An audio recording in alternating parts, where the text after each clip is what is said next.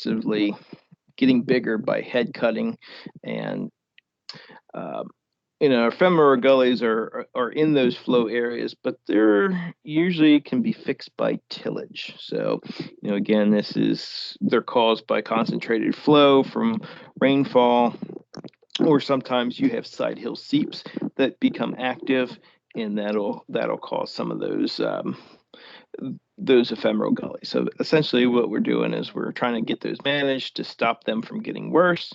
And again, we're going to use a lot of these on our concentrated flow type erosion. Is we're looking at just seeing them in the field. We don't have Russell 2 is only looking at sheet and rill. It's not a assessment tool for a concentrated flow type erosion.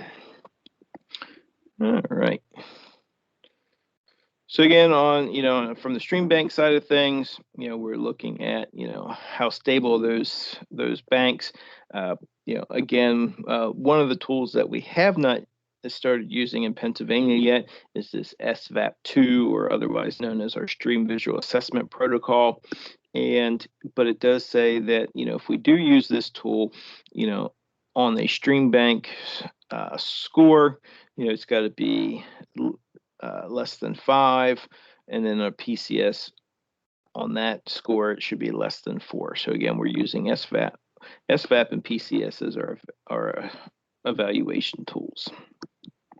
So again, thinking about that tillage radish, when we're looking at soil quality degradation, it's broken down into compaction, and then we have all of the new soil health resource concerns, our aggregate instability, our soil organic matter depletion, and our soil organism habitat. So again, we're looking at, compaction is, management induced. So again, that's causing an issue with rooting depth, infiltration of water, animal habitat, soil biological activity. And again, we're looking at compaction being treated and is managed to meet that client's production goals. So, if he says, well, he or she says on this field, I'm not getting the yields. Hey, quick dig a hole, see what we're seeing as far as compaction.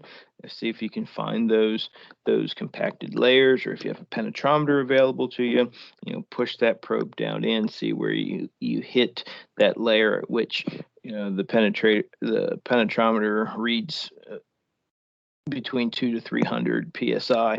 That's where you'll find that compaction layer. And on a pasture, we have the PCS scores, and essentially what we're looking at is actually digging a hole and looking at rooting and platy layers.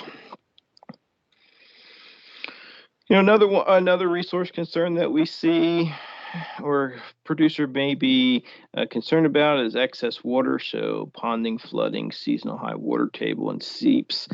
So surface water or poor subsurface drainage restricts the management goals. So again, some of these things are naturally occurring, and there's nothing we can do about it. But these become resource concerns when it impacts production on the fields. It limits what the producer can do. So again, we see how we can get those managed to meet the client's objectives. And again, basically we're looking for those. We're using our soils maps.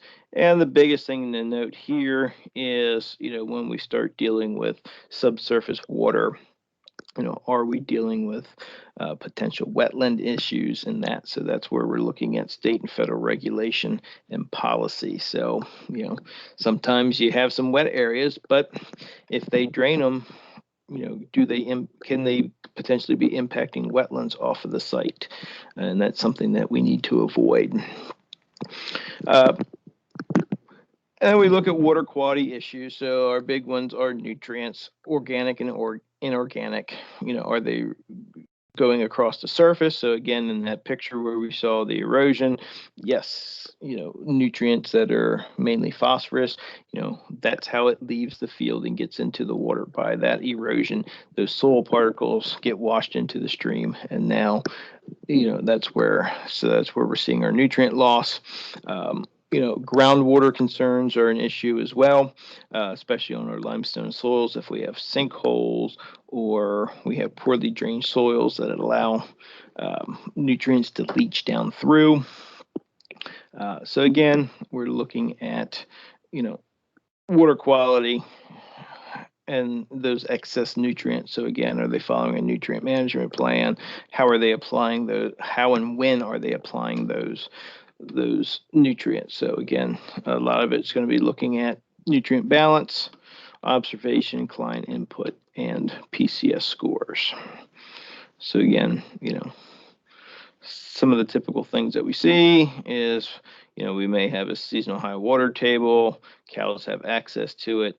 They have these concentration areas. Now we've got nutrients getting into surface water. Going back to this classic example, if these cows are out here all the time and there's over application of nutrients by the animals, we've got water flow. Then we've got there's actually a stream down here, so we've got nutrients and sediment leaving that field. So okay, so what we're looking here is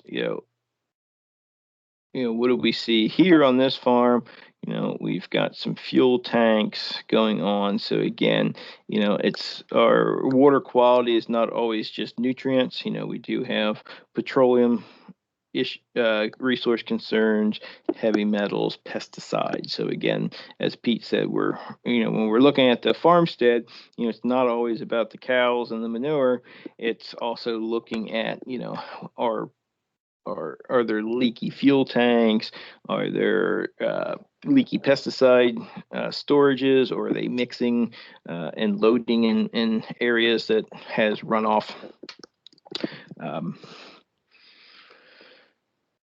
And then when we're looking at another big one that we look at is our degraded plant condition. So again, undesirable plant productivity and health. So again, we're looking at, what's the vigor after grazing? How fast are the crops growing? Do we have issues with that? Do we have fertility issues? Do we have pest issues, whether it's insects or fungus? Do we have invasive species that are impacting that?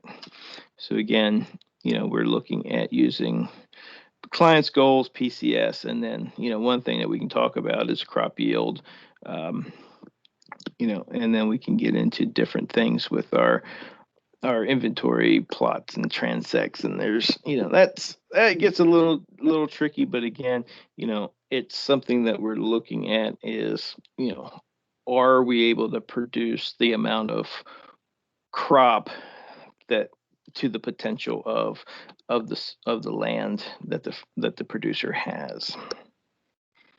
So again, obviously degraded plant condition because there are no plants out there.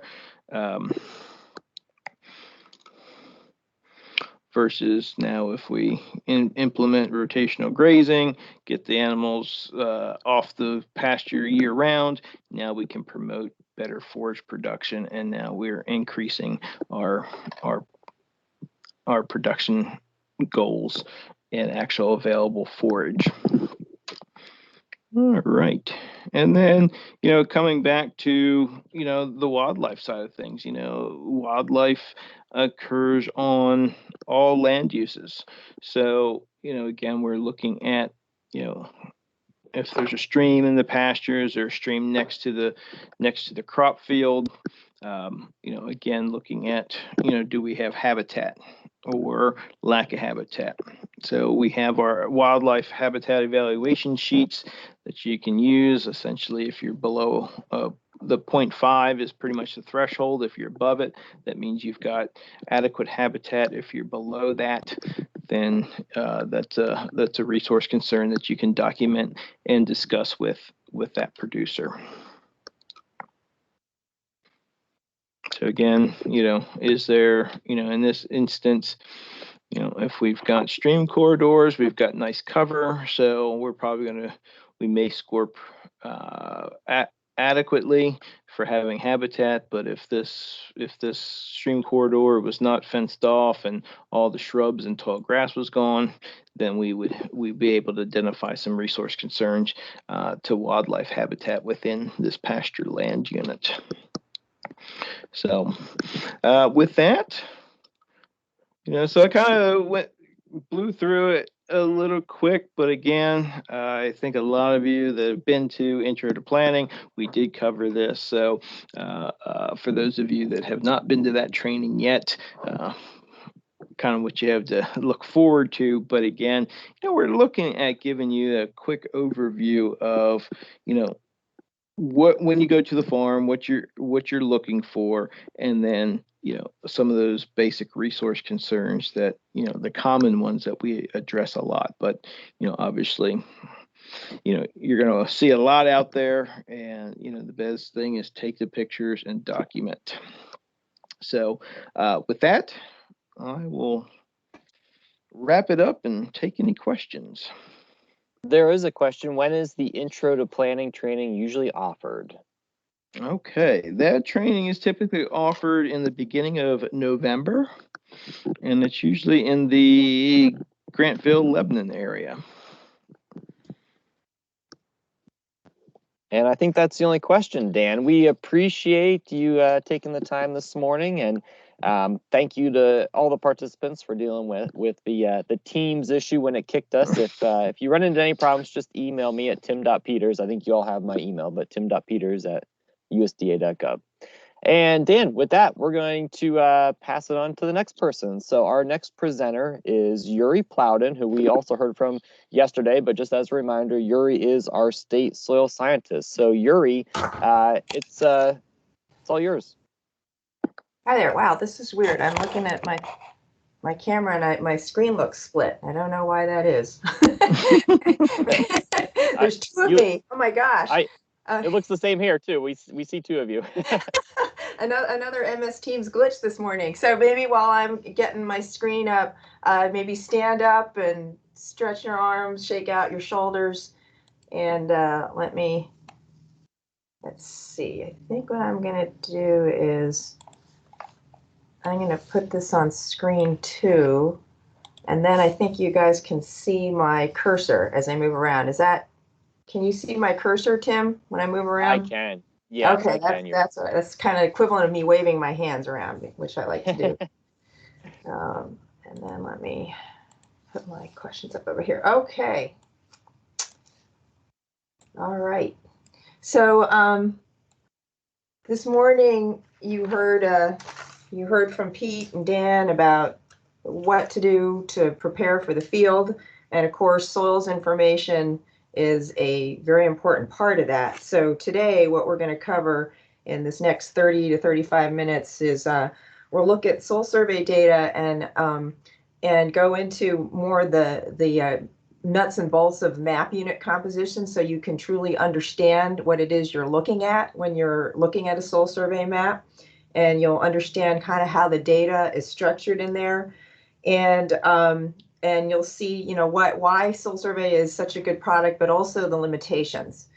And then we'll wrap up with a brief presentation about ecological site descriptions. And there will be a training just on ecological site descriptions put on by Peter Hoagland. I don't have that date right up in front of me, but I think that's probably on one of those calendars, like in the PA Weekly Update. Okay, so let's move ahead. Get in the right thing here. Okay, so is this a good site for my practice? You're going out on the farm, just like Pete and Dan were talking about. And, these are the basic things. Dan and Pete discussed all these. Is the soil stable? Will the site drain safely? Is it subject to flooding? Is there a seasonal high water table that may cause some structures to fail? Is the soil deep enough to be dug economically? Will plants take root and thrive? Is the soil so steep that erosion may be severe? So these are things that, doing your preliminary data gathering and your homework, the soil survey can help you answer this. And one thing that Pete had mentioned, both Pete and Dan had mentioned, is to know your soils in your area. And We talked about yesterday, I think, the physiographic province map, and Pete showed that also in his presentation. You'll get to know your area, and you'll get to know the suite of soils, different kinds of soils that exist, and that instantly ups your credibility when you can walk on a farm and say, yeah, you have such and such kind of soils on limestone or shale or blah blah blah. These are prone to erosion, or these tend to be poorly drained. You know, that instantly ups your credibility. So the way to do that, of course, is to go to the soil survey first. And the soil survey describes the kind of soils that exist in an area. And they are described in terms of the location on the landscape and their profile characteristics. So there's profile on the right is a map, and that is the Geesamon farm, which you will be visiting this fall when you do the field portion of this course. So just a little shout out to how we map soils. These are, the soil scientists will look at the soil profile, and that's called a pedon.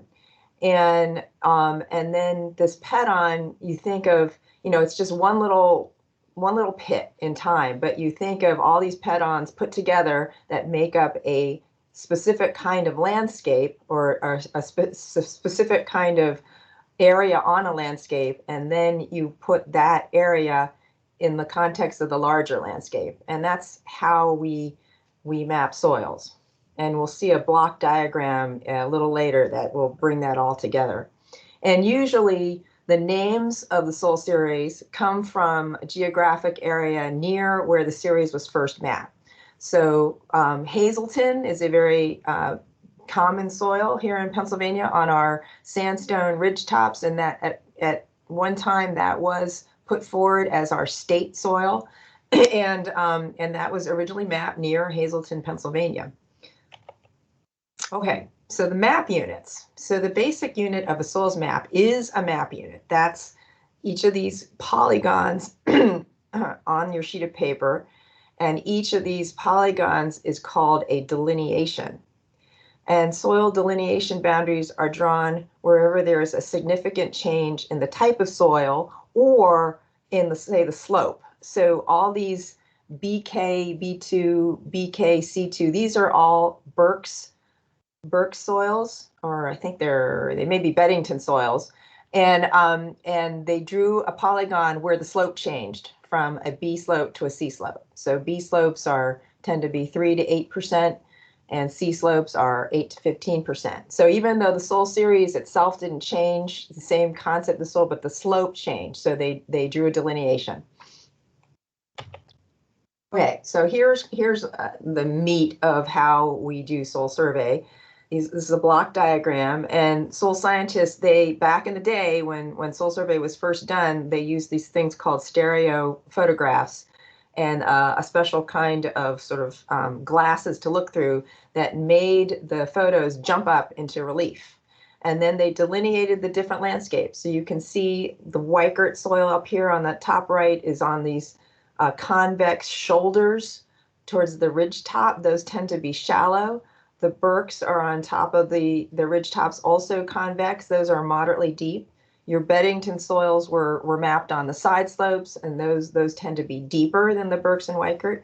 Then you get a whole different suite of soils down in the floodplain. A Holly is a hydric soil right in the floodplain, and then they mapped a Brinkerton soil on the foot slopes. So each of these, if you remember the soil forming factors, that's what they're using, and particularly the topography relief soil forming factor is what they're looking for here.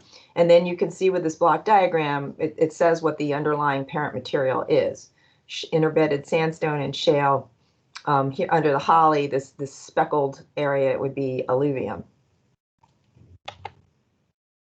So very important, map units are not 100% pure.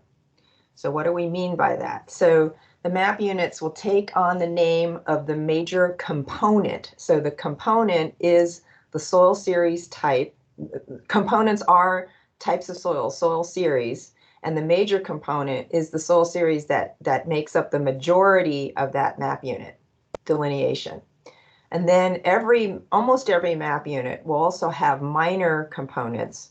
So these are inclusions within the map unit, and they're called minor components.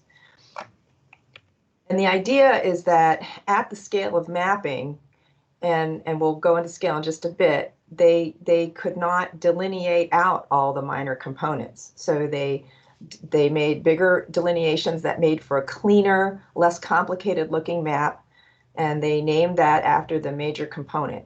And so if you go into Web Soil Survey and you do your area of interest and you make your soil map, you'll come up with a legend like this.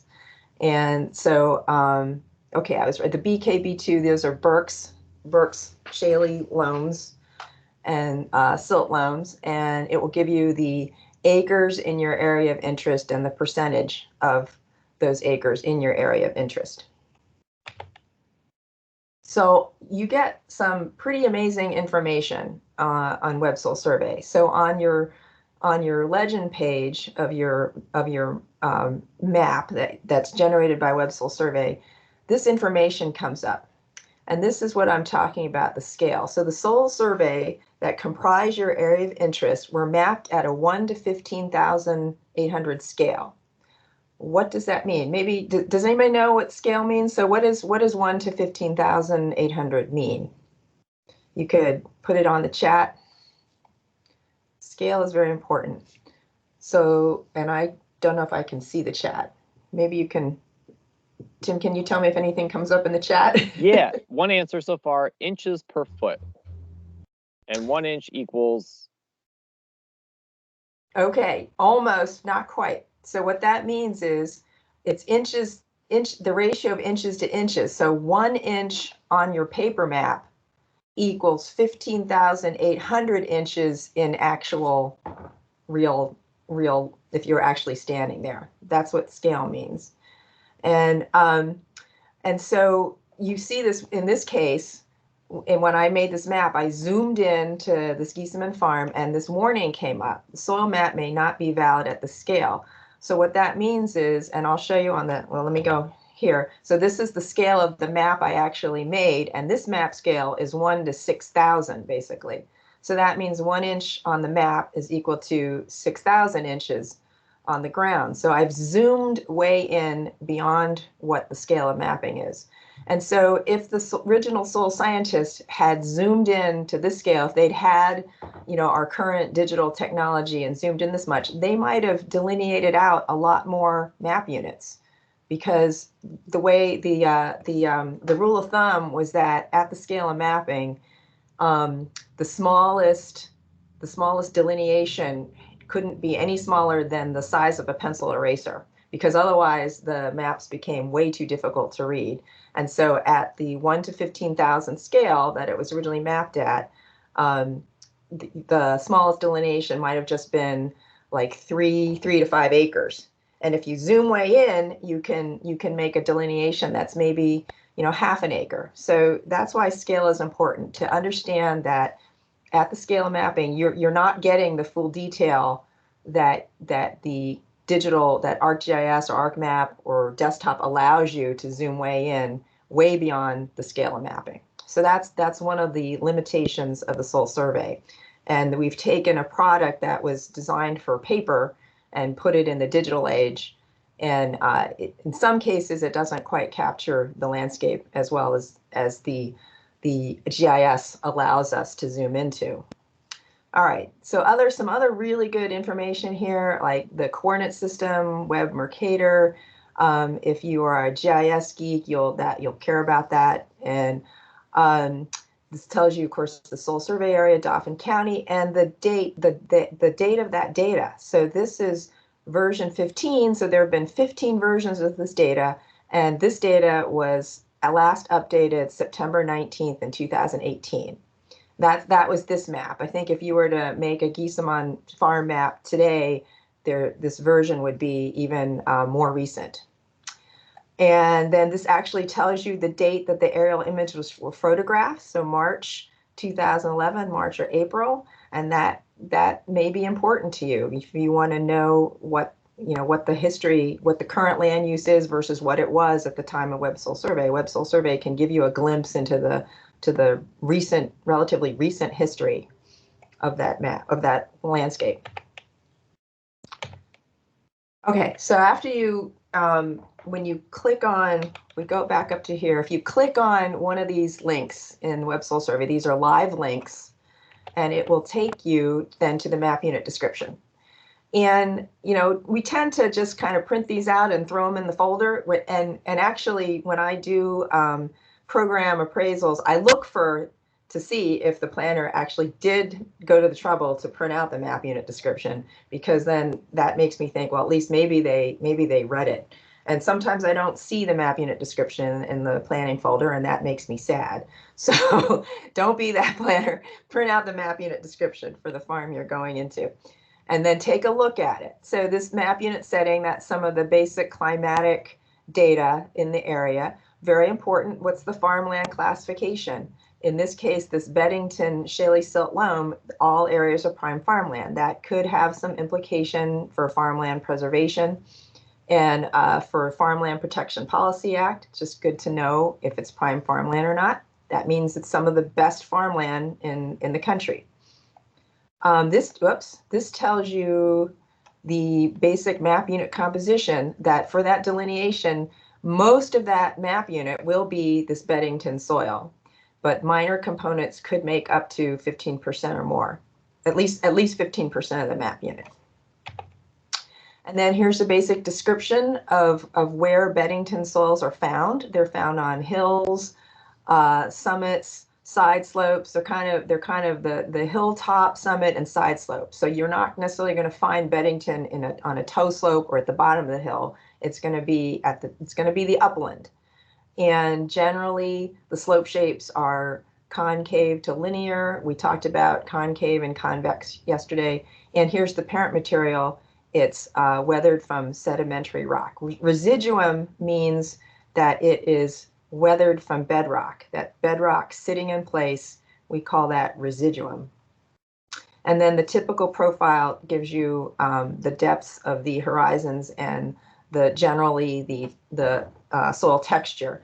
That when you see this kind of H1, H2, H3, that means it's older data. We're now going through this big process to update the data to get rid of H1, H2, H3 and actually put in the horizon designations like A, B, BT1. And so if you see the H1, H2, it doesn't mean the data is bad. It just means it hasn't been touched in a while and hasn't been updated. Still good data though. Other properties you'll see, the slope, the depth to restrictive feature.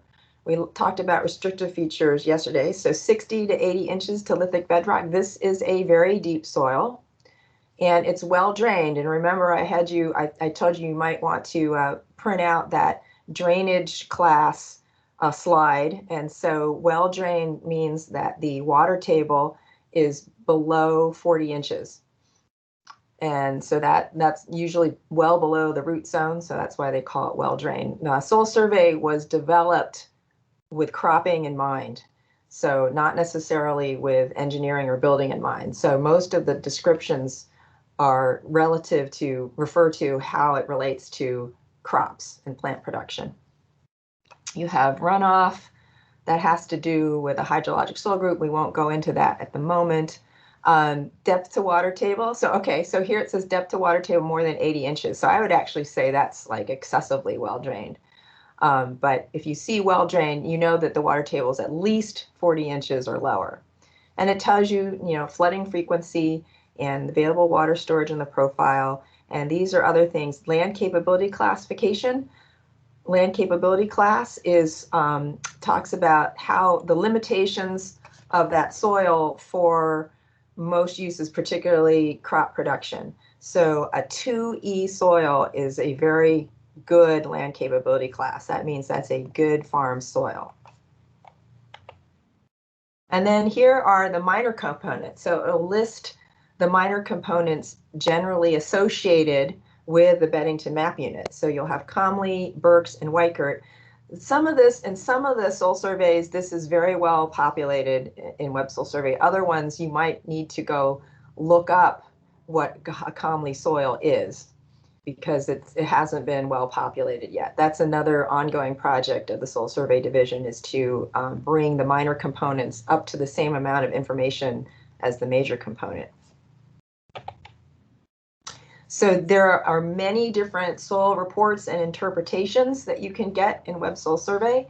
And so when you make your area of interest, you would click on soil map and suitabilities and limitations for use, and you get all these different kinds of reports that can be generated. So here's your non-irrigated land capability class, and makes a pretty map. Looks like most of this is capability class 1 and 2. So this is pretty good farm soil. And it'll usually give you a description of whatever it is that you're mapping. So in this case, land capability class, it says, it tells you the risk of land damage from erosion, other causes, difficulties in land use resulting from characteristics. The soils are grouped according to their limitations, mostly for field crops, and their capability classes are designated by numbers 1 to 8. So the higher the number, the more limitations that soil has for crop production. So you can also get your farmland classification map. So this will tell you what is prime farmland or farm areas of statewide importance. So it will generate all these different categories. And I'll tell you right now, in Pennsylvania, they're mainly soils are mapped either not prime farmland, all areas are prime farmland, or farmland of statewide importance. We don't typically have these other classifications. So it's kind of a lot of noise in your legend, but I guess nationally, other states have more of these classifications, but we keep it simple here in Pennsylvania. And that's what the farmland classification table looks like. Has your map unit symbol, your map unit name, and what it is.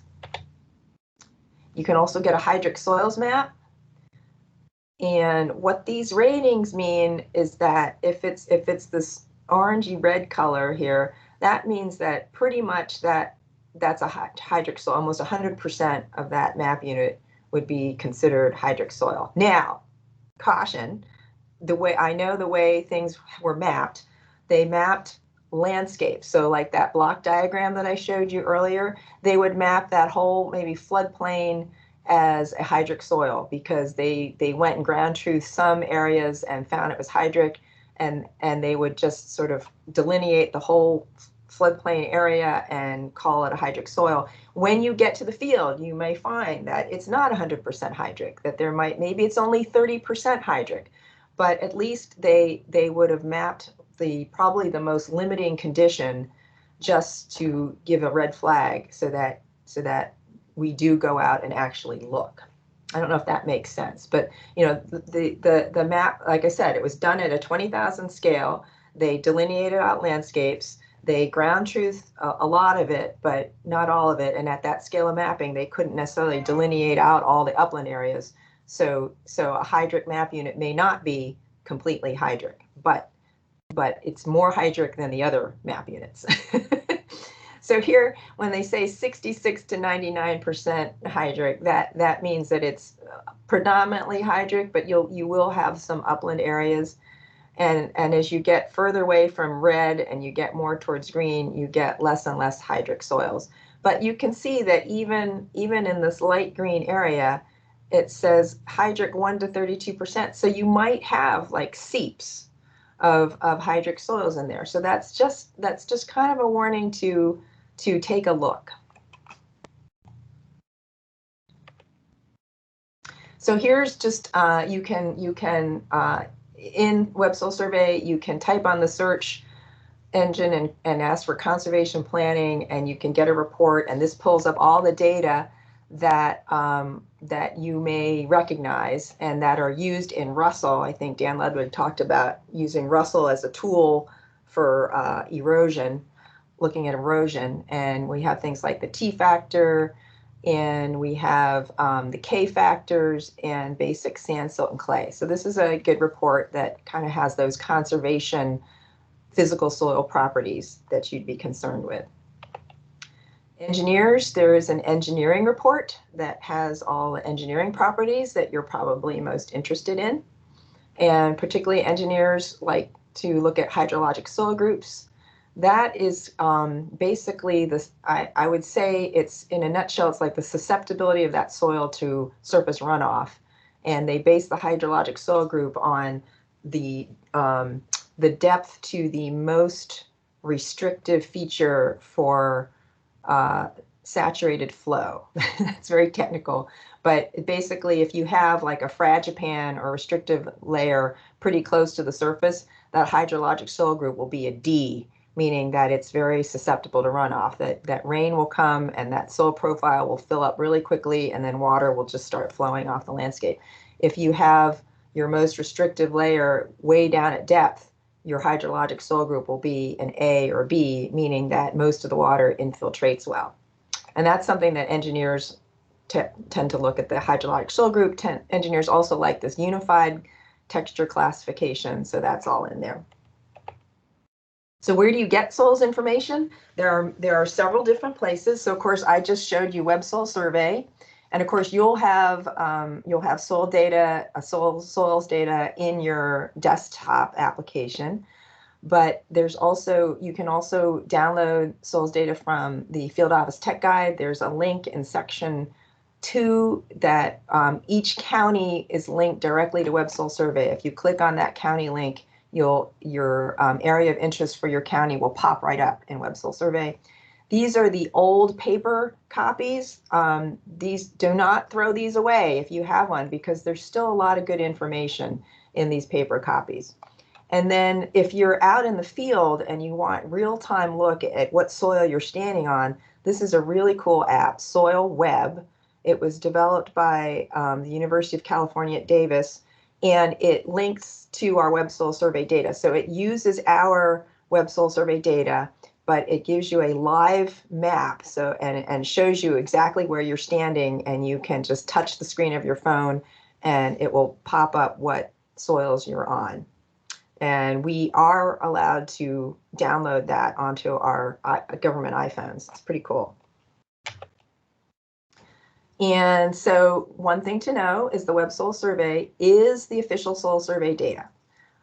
You might get a map, find a map somewhere, or like I get maps from consultants wanting me to do Farmland Protection Policy Act evaluations, or they want me to evaluate their prime farmland soils for a surface mining permit, and they'll have a Xerox copy of the paper soil survey, and it's clear that they have not kept up with the times, and so I have to tell them, no, you need to go to Web Soil Survey and generate a map, because that is the official data, and this is updated every year now. It's a dynamic soil survey.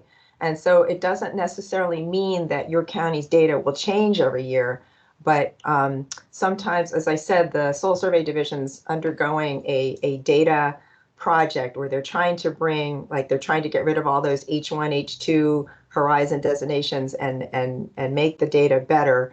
And they may have touched some of the underlying data, and that's why we refresh the data every single year. So the digital data may not change from year to year, but often the tabular data underlying it has, and we hope it's gotten better. Okay, so then just so you know, when you're printing out a map from Web Soil Survey, you make your map and then you can click either this printable version or add to a shopping cart. The printable version will instantaneously give you a PDF copy of your map and a legend, or you can add it to a shopping cart, and in that way you can add several of those reports that I showed you, and that then when you click the shopping cart free, it'll compile all those reports, all those maps into a booklet that looks like a nice soil survey, paper soil survey copy, and you can download that. And sometimes you could do that and maybe print out a nice booklet and give it to your farmer. So here's just the soil web, and you can see that you can actually link to Web Soil Survey. You can't go from Web Soil Survey to Soil Web, but if you're in Soil Web, you can click on this and it will bring you to Web Soil Survey. It's pretty cool. And here's the Field Office Technical Guide. I go in and take a look at section 2. There's all different kinds of soils data in there. and including our highly erodible soil lists. And then on your F drive in your geodata file, you can also just get to the tabular data for soils. And you can generate reports that way using an Access database. Another place we use soils data is our priority resource inventory map. So we look, there'll be a hydric soils in there, and then there's also 2 layers, runoffs, high runoff soils and high leaching soils. And those are derived from our Web Soil Survey data by former state soil scientist Ed White. And we haven't really changed those, but he did that, I think, I don't know, 10 years ago, 6 years ago, and they're still good. And those are in our priority resource inventory tool. Okay, so Tim Peters, can we maybe bring up the first 2 questions? Yes, definitely. Before we get into ecological site descriptions? Yes, let me share my screen if that's okay. Yep.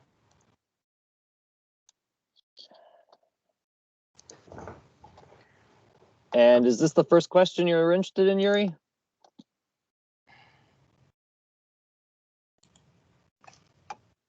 Can you see that? Yes, let me blow this up. It says true or false, soil map units are 100% pure. Yes, that's the first one. Okay, I'm going to share that link in the chat, folks. And while we're doing that, we did have a question. Does the hydrologic soil group have any relation to slope? No, oddly enough. You'd think it would, but it doesn't. It's more depth to that, the most restrictive feature for saturated flow. And our responses are coming in. Okay. Pretty consistent. It does look pretty consistent. And I'm still seeing double of myself here, which is... So are we.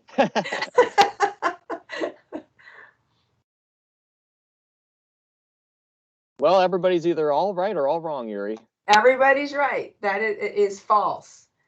I'm glad you got that. That if there's one message to get with this presentation, it's to understand that map units are not 100% pure. There's always going to be inclusions, which is why you might think, okay, I know it's a Burke soil, and then you go dig a hole, or that you see that manure storage pit and say, whoa, that a Burke soil is usually has bedrock within 20 inches, 20 to 30 inches of the surface, and suddenly you see this deep soil there, and you think, hey, these soil scientists didn't know what they were doing. And then what you realize is it's an inclusion within that Burke's map unit of something deeper. So good. All right. Now the second one? Second one's posted to the chat. Okay. And the second question is true or false if you start with a soil survey map that was mapped at 1 to 15,800 scale and print your conservation plan at 1 to 5,000 scale, your soil map will be less accurate because you've zoomed in.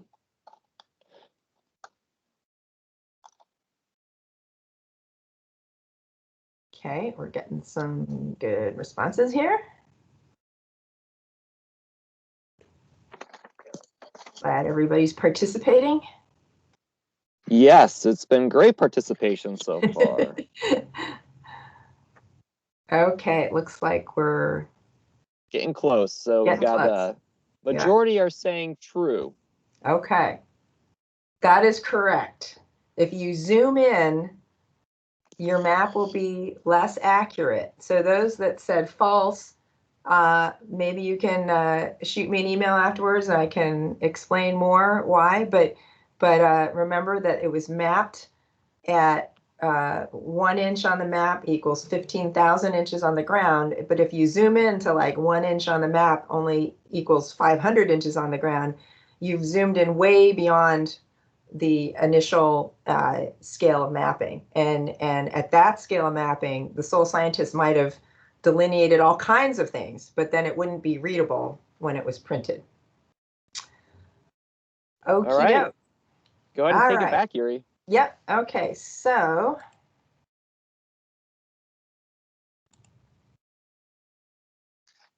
can you see my cursor if I'm waving it around? Yes, I can see it. Okay, good. All right. So this will just be a brief 10 minutes, not even that much, about ecological site descriptions. So what ESDs are, this is a relatively new product of the Soil Survey Division. And they wanted to bring in vegetation and ecology to the Soil Survey. So it provides information describing interaction among the soils, vegetation, and land management. And so you can use ecological site descriptions to make smart land use decisions. So if you're planning something for your site, and not necessarily planting corn, or we're not talking about putting in grass waterways, it'd be something like if you were involved in a WRE project to create a wetland habitat or a forestry plan or something like that. You want to see, and it might not even necessarily be an NRCS application, although we are trying to bring in pasture states as well to like make it appropriate for grazing. So it says, is the goal of what you're planning to do with your area, is it reasonable given the current ecological state? What are the appropriate species for your site? And I have animal species here, but we're talking mostly about plant species. What kind of forest habitat or wetland is your site most suited for? And what is your basic management strategy? So ecological site descriptions can help you with those decisions. So where do you find these wonderful things? They are not yet, eventually they're going to be linked and you'll be able to get to them in Web Soil Survey, but for most part, right now, they're in this edit database, and this is the link to it. And when you go in there, you're looking at things by major land resource area, and I'll show you those in a second. So you'll click on that major land resource area, and you'll get up a map like this, and you can click on state and filter by Pennsylvania, and this is what it'll show you. So here's Pennsylvania. And all these blue lines are showing different major land resource areas. And anything that's in blue says that there currently are provisional ecological site descriptions available for those. So the only place in Pennsylvania it's not available is in this area here. I think that's MLRA 124. And there are 8 major land resource areas in Pennsylvania that have provisional ecological site descriptions of some form. And these are major land resource areas.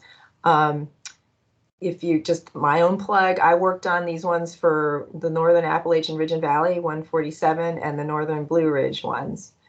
And then there were different ecological site specialists from different regions that worked on different MLRAs in Pennsylvania. It wasn't just one person.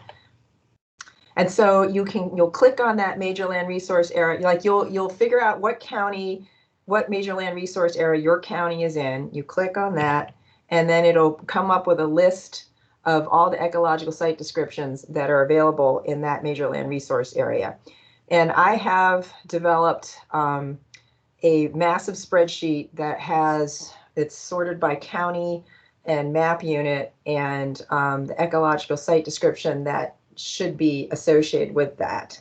And so if you really want that, I can send it to you, and eventually I am going to put that on Field Office Tech Guide. Just haven't gotten around to it yet. So these are the ecological site descriptions that are available for MLRA 147, the Northern Appalachian Ridge and Valley. And this is the only one that has more detail. This is almost ready to go, pretty much ready to go. These other ones, they call them provisional because they don't have as much data and all the photography and everything. We were given we had to get all these done nationwide in like 3 years. So there wasn't time to do extensive field work on each one. So that's why they're called provisional.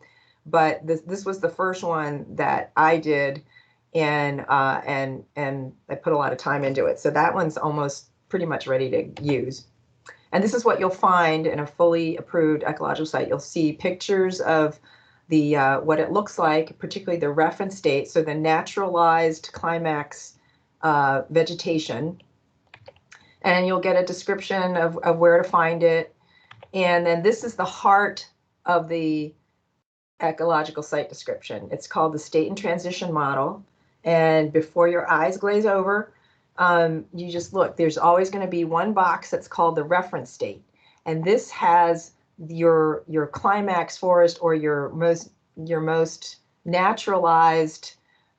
forests that are associated with that ecological site. And then these other boxes will have different states. So you might be an invaded state where that naturalized forest is invaded with an invasive plant species. That you find a lot when you go to that soil type.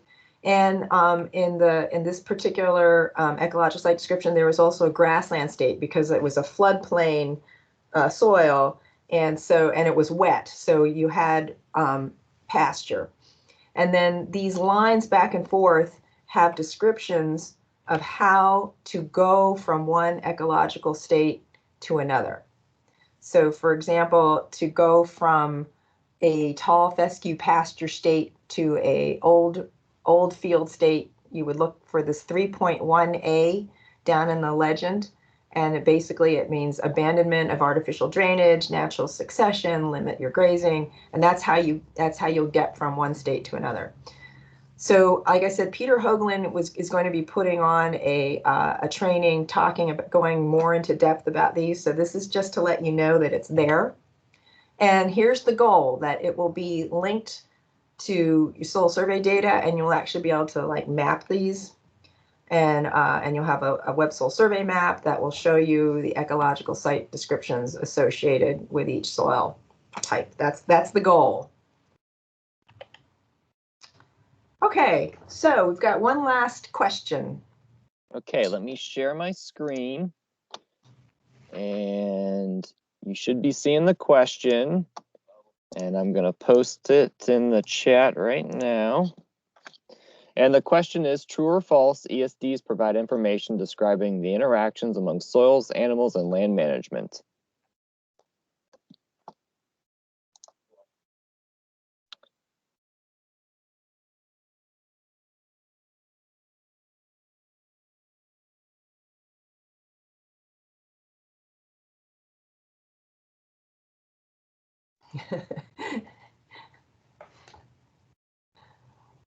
And just a reminder, we're looking for participation. I'm gonna track who's answering questions, and I appreciate everyone's interaction. But for those that are looking for credit, we're hoping that you participate as much as possible. And if you miss a couple questions, that's okay. But we want the majority to be answered. Yeah. And I'm not looking for right or wrong answers. I'm just looking for participation.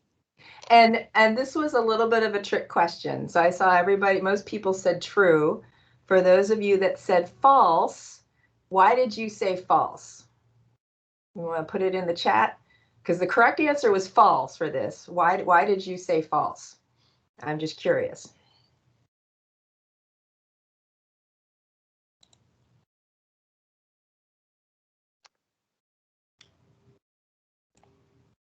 Soils, vegetation, and land management. Yes. Mr. Rierich, that is correct. Yeah. Yeah, animals should be plants. Yes. So it was more ecological site descriptions are written with considering vegetation because the plants will stay there. Animals can move about, but of course there are some ecological site descriptions that are associated with maybe rare and endangered species or very important species, and so we might include animals in there, but the ESDs themselves are based on the vegetation. So that was a little bit of a trick question. I'm sorry about that, but I'm glad some of you got that right and explained it. Keeping us on our toes, Yuri. I like it. Double vision Yuri threw us a tough question, so very good. Okay. Any other questions about anything I covered? It was a lot. I think do you get a break yet, or still not quite? Well, we're going to shift the schedule around a little bit, so we're going to do a break. Any questions for Yuri, though, before we do our break? I'm not seeing anything in the chat, so Yuri, big thanks. Okay. We really appreciate it. And yeah, so thank you very much. I'll see you guys later. If anyone has questions, we can get a hold of Yuri later as well. But so with that, like I said, we're going to shift things around. I want to do a 10-minute break right now. And I'll start my timer clock going, and we will come back with our next presentation in 10 minutes. So fill up your coffee or do whatever you need to do, and we'll get going in 10 minutes.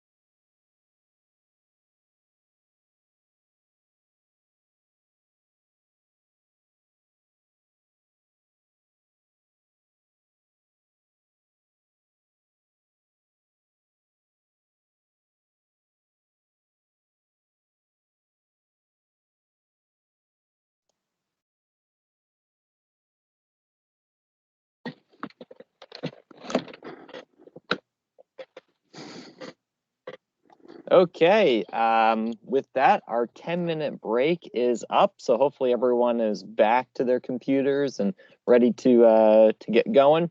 Our next presentation is going to be focused on plant biology, and that's being put on by Mark Goodson. Mark Goodson is our Pennsylvania NRCS state agronomist. And Mark, I see your presentation up, so you are good to go. Go ahead and take it away. Great. Good morning. Thank you, Tim, and good morning to all you boot campers. This is a basic boot camp presentation on plant biology, or plant terminology. The plants are a big kingdom of living organisms, and they're integral to the work that we do in protecting natural resources and understanding the ecology of resources. As we saw in ecological site descriptions of vegetations are very important. It's important here at the beginning of your career to get a handle on identifying plants and understanding something about how plants grow if you don't have that background already. And so this short presentation is going to introduce us to some terminology and concepts of growing plants that we're going to encounter in our work day. And let me see, there we go. Okay, so we have some definitions and some terminology. We selected a few of them out here that are common. You hear getting thrown around, and so that we're clear on what we're talking about. Grasses. Grasses are a large family of plants that are monocotyledonous, and so we'll talk about what cotyledonous means in a bit, but they have one cotyledon. These are herbaceous plants, that means non-woody, and they have jointed stems with slender sheathing leaves. What does that mean, jointed stems? Jointed stems are growing points which begin in a grass plant at underground, and then as they joint, that growing point will lift out of the ground as the stem grows and form nodes along the stem, which are the growing points and give rise to new leaves. And sheathing leaves we'll talk about when we get to some of the cartoons here, the diagrams of plants. Legumes. Legumes are dicotyledonous herbs, herbaceous shrubs, and trees, which have pods as fruit and roots that foster nitrogen-fixing bacteria. So nitrogen-fixing bacteria capable of taking inert nitrogen from the air and converting it into amino acids is a property that legume family plants have. Okay, so when we talk about legumes, we're talking about a broadleaf plant that has the nitrogen fixing bacteria capacity in its roots. Broadleaf plants are wide leaf. Okay, they have if you would hold the leaf up to light, you would see that the venation, the veins in that leaf are somewhat netted, as opposed to in the grasses, the veins are parallel. And dicots, so we have monocots that are grasses, and we have dicots, which are broadleaf plants. Legumes fall into the broadleaf plant families, and any broadleaf plant that's not grass-like it can be categorized as a forb. So forbs, wildflowers, and small broadleaf dicotyledonous plants known as forbs. Weeds are plants that are not valued where it's growing, or a plant out of place. Okay, in general, we talk about weeds as being plants that, say, don't have a desirable use when we're husbanding a crop or pasture production, but they are very important and valuable in the ecology of where they grow, They have a purpose, which is to heal the soil, and but we call them weeds, and we like to eliminate them when we have them where we don't desire them. In the pasture and grazing world, we can talk about undesirable plant species, those that are not readily eaten by grazing animals, or those that are just conflicting with our management objectives. So very similar to a weed. And forages are browse and herbage that's available and acceptable to grazing animals, palatable to grazing animals, and may be harvested for feed and feeding purposes. So, can be grasses, legumes, forbs, anything that animals eat could be classified or defined as a forage. So a few terms to begin with.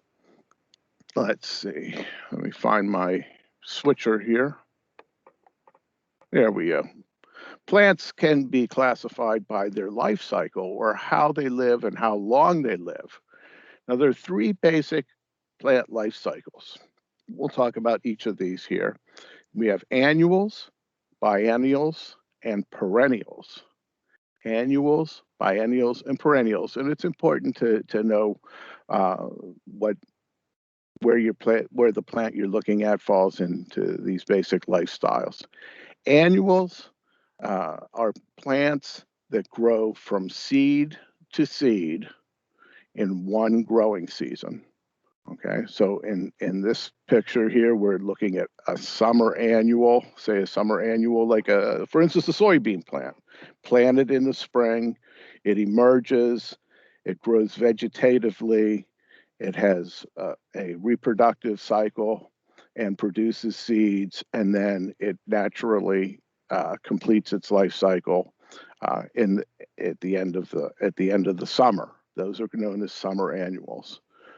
Likewise, we have plants that are winter annuals. Some annuals are winter annuals. For instance, a crop that we grow is wheat, winter wheat, whereas we plant it in October, and it germinates and emerges in the fall and becomes dormant over the winter, but then vegetatively grows again in the spring, and finally reproducing and making seed and naturally completing its life cycle at the end of June or July. So that is known as a winter annual. So we may have summer annuals, we may have winter annuals, but the key to all of them is they go from seed to seed in one growing season, or within one growing season, within one annual year.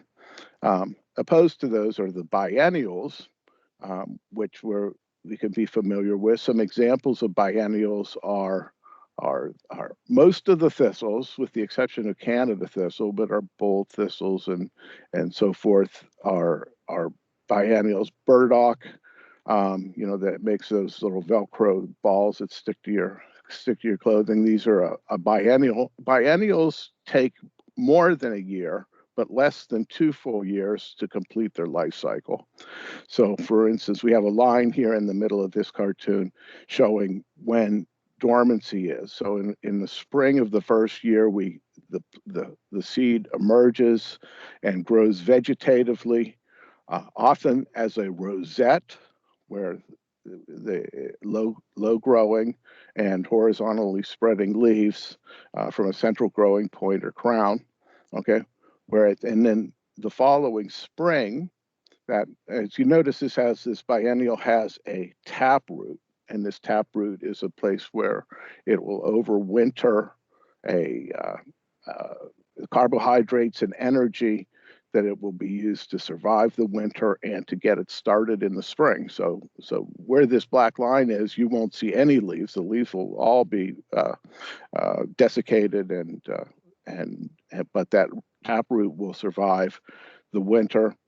The following spring, that taproot will give rise to new leaves, and as those new leaves grow, the plant will get larger vegetatively, and eventually becoming reproductive, producing seed, and then that particular plant, once seed is produced, will naturally complete its life cycle and die away. So thistles, burdocks, red clover is often talked as being a biennial plant or a short-lived perennial.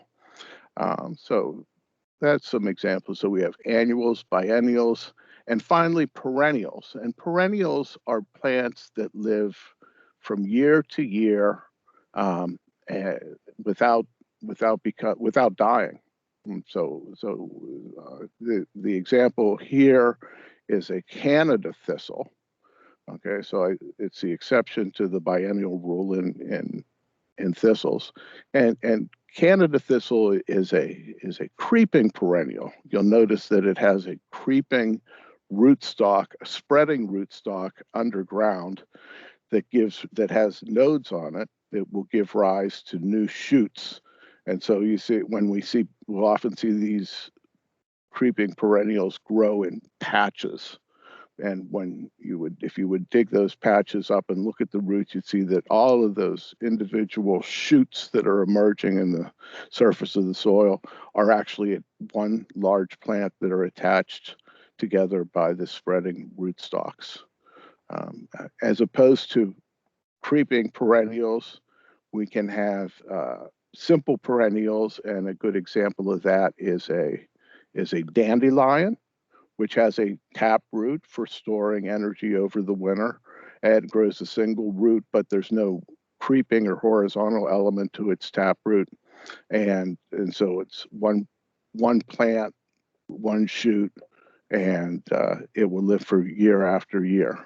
Annuals, biennials, perennials. Okay.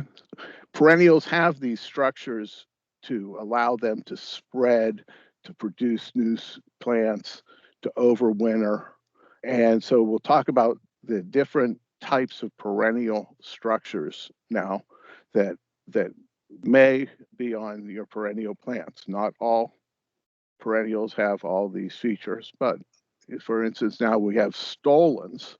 Stolons are above ground horizontal stems that root at the nodes to spread the plant, okay, or spread the weed. Ground ivy, Bermuda grass, white clover has stolons. Strawberries, sometimes these are called runners. Okay, so they're small stems, horizontal stems above the ground that grow horizontally, and they have nodes. Nodes are a feature of stems. Roots do not have nodes. Stems have nodes. And those nodes are the site of buds, where buds emerge for either roots and or leaves. Another type of a perennial structure is the rhizome, underground thickened stems that grow horizontally in the upper layers of the soil, just below the surface of the soil. We saw Canada thistle as one of those that has rhizomes. Quackgrass, goldenrod, Johnson grass, purple loosestrife. So again, these are all plants that we tend to see growing in patches, and these have these rhizomes, which are underground stems.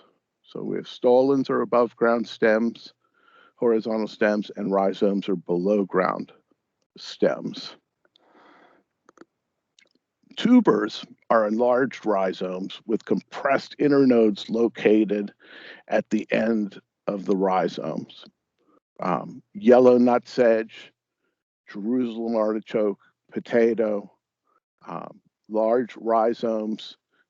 It's actually a large root that's a stem that's all the inner nodes are pushed together very closely, and that is a vegetative reproductive structure that can give rise to new plants, because each one of those inner nodes has a growing point that can give rise to a new plant.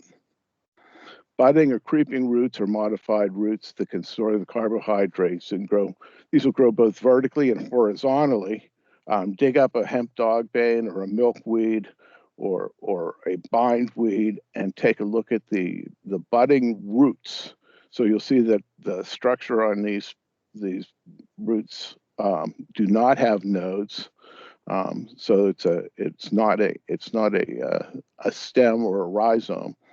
Okay, so we can have the budding roots, and then finally there are storage structures called bulbs, which are compressed leaf tissues located at the base of the stem below the soil line. Garlic, onions, tulips.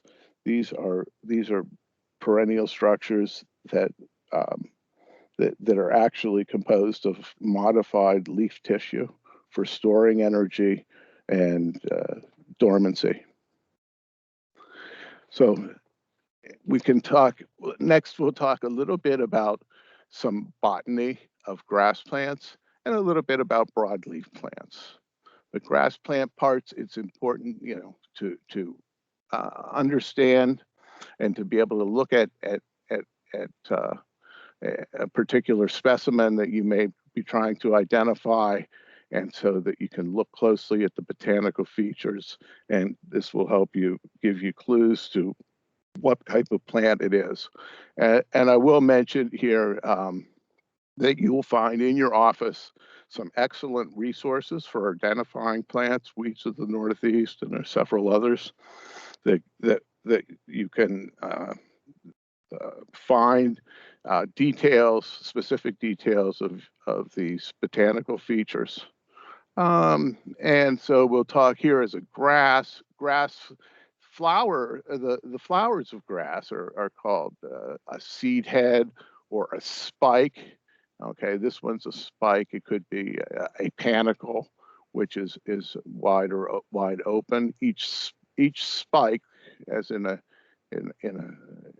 wheat plant, for instance, is composed of several rows of spikelets along that, what they call the rachis up here.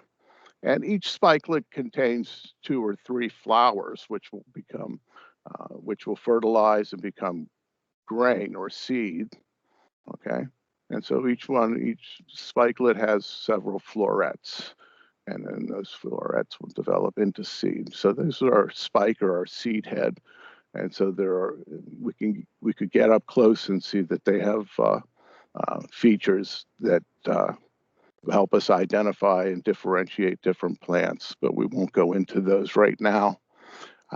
Little bit too deep for this conversation, but the collar region, okay, of the plant, and this is what's circled here, is a good way of differentiating between different plant grass species. Okay, so what is the collar region here? This shows a kind of a magnifying glass view. So a plant leaf blade, a grass leaf blade, attaches to the stem and arises from the sheath, okay, at the collar region. Okay, and in that collar region, there are some features that you've seen before, but maybe not paid very close attention to, but called auricles and ligules. And the auricles and ligules are features that we're going to see on the next slide, but whether they are present or absent, or whether they're a membranous or a fringe of hairy tissue, or absent completely, it gives us clues as to what that plant may be.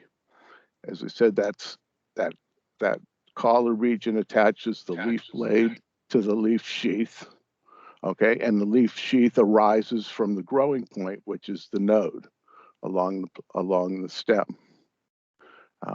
Plants have, as I mentioned earlier, they have a midrib, which runs from the base to the tip of the leaf, and the venation of the leaf is parallel to that midrib. Okay. Down below here, we're seeing some different ways of vegetative reproduction. Okay, so sometimes we could have, as we talked about, a stolon, okay, as in Bermuda grass, or or as in white clover, pardon me, or a and Bermuda grass and a rhizome underground like a Johnson grass, okay, that help it to reproduce. There's also buds that can arise from the crown called tillers, and this would make additional stems would arise from those tillers. So these are the grass plant parts. You'll find a diagram like this in just about any plant identification guide that you look at. And so really have fun looking at plants and picking out the botanical features. Here is a blow up of the collar region of a plant with auricles around the collar. See why this is called a collar? If you can imagine someone who thought this looked like the neck and this looked like the shirt collar going around the neck. So if it has these tissues that would join the two sides of the neck on the collar region together, those auricles, those are called auricles, and they may be present or they may be absent. Behind the auricles, up between the leaf and the sheath tissue, okay, there may be an ligules. A ligule is a vegetative material that may be a membranous, it may be hair-like, it may, and it's to remember what this is people call this the rain guard. For instance, if rain would fall on this leaf, the ligule would divert that drop of water away from going down into the sheath. So auricles and ligules are a key identification figure for grasses and grass-like plants. And finally, we'll touch on some broadleaf plant anatomy, morphology. Broadleaf plants are dicotyledonous. Okay, so the cotyledons are the first leaves that emerge when a seed germinates.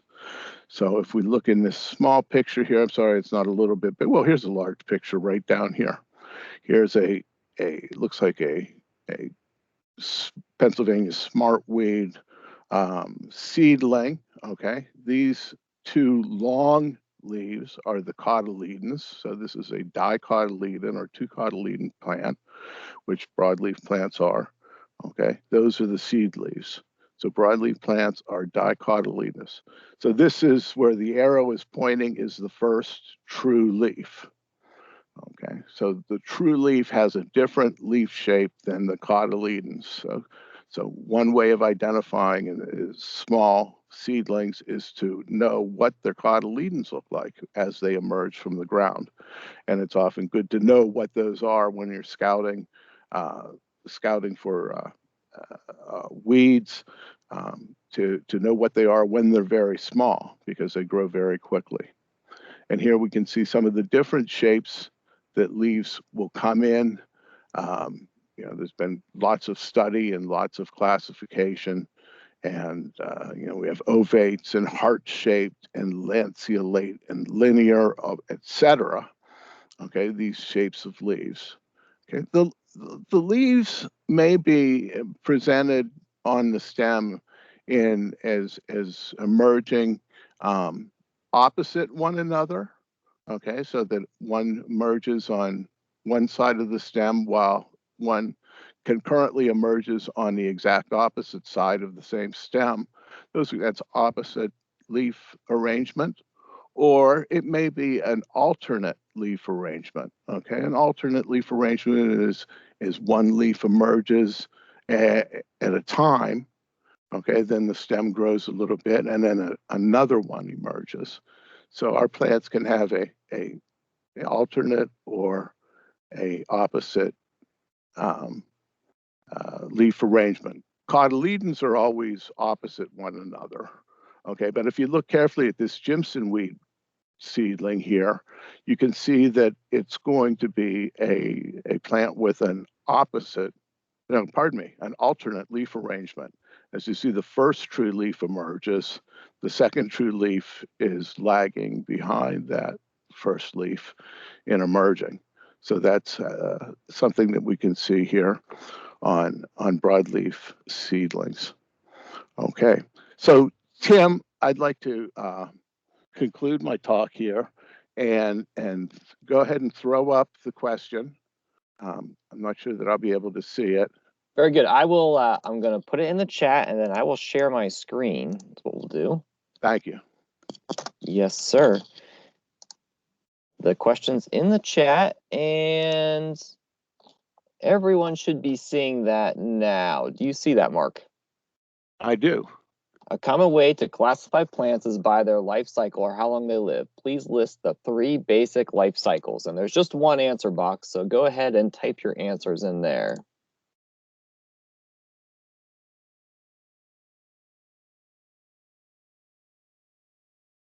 And let's see. I've seen annual, biennial, and perennial as a lot of the latest answers here. Well, that's good. I think everyone's doing well on this question. Very good. Okay. So I will pass this on back to you, Tim. And Thank you. You can continue with the following speaker. Thank you very much, Mark. We appreciate it. Before we move on, are there any questions for Mark? I don't see anything in the chat, Mark, so we appreciate it, and thank you to the participants for answering the question. We had a good response there, so thank you very much.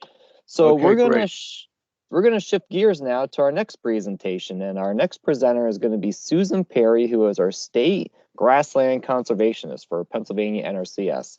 And she's going to talk about pasture management and foraging animal types. So Susan, if you're on with that, go ahead and take it away. I am, and I guess our modus operandi is to show you the video when you're speaking. So hi, everybody. So I'm going to start off with something. I know you just had a break, but if everybody could, I like to get a feel for my audience.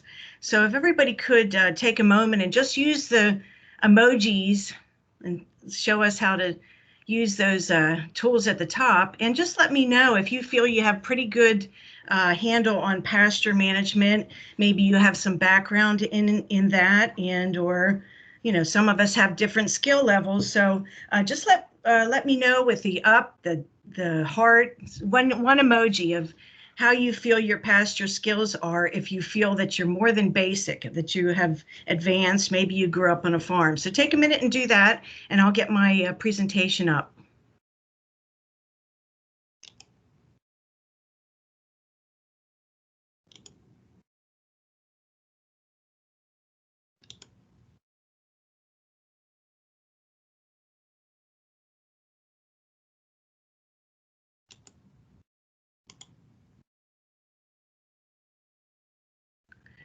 And I guess, Tim, can you let me know that my presentation is in there?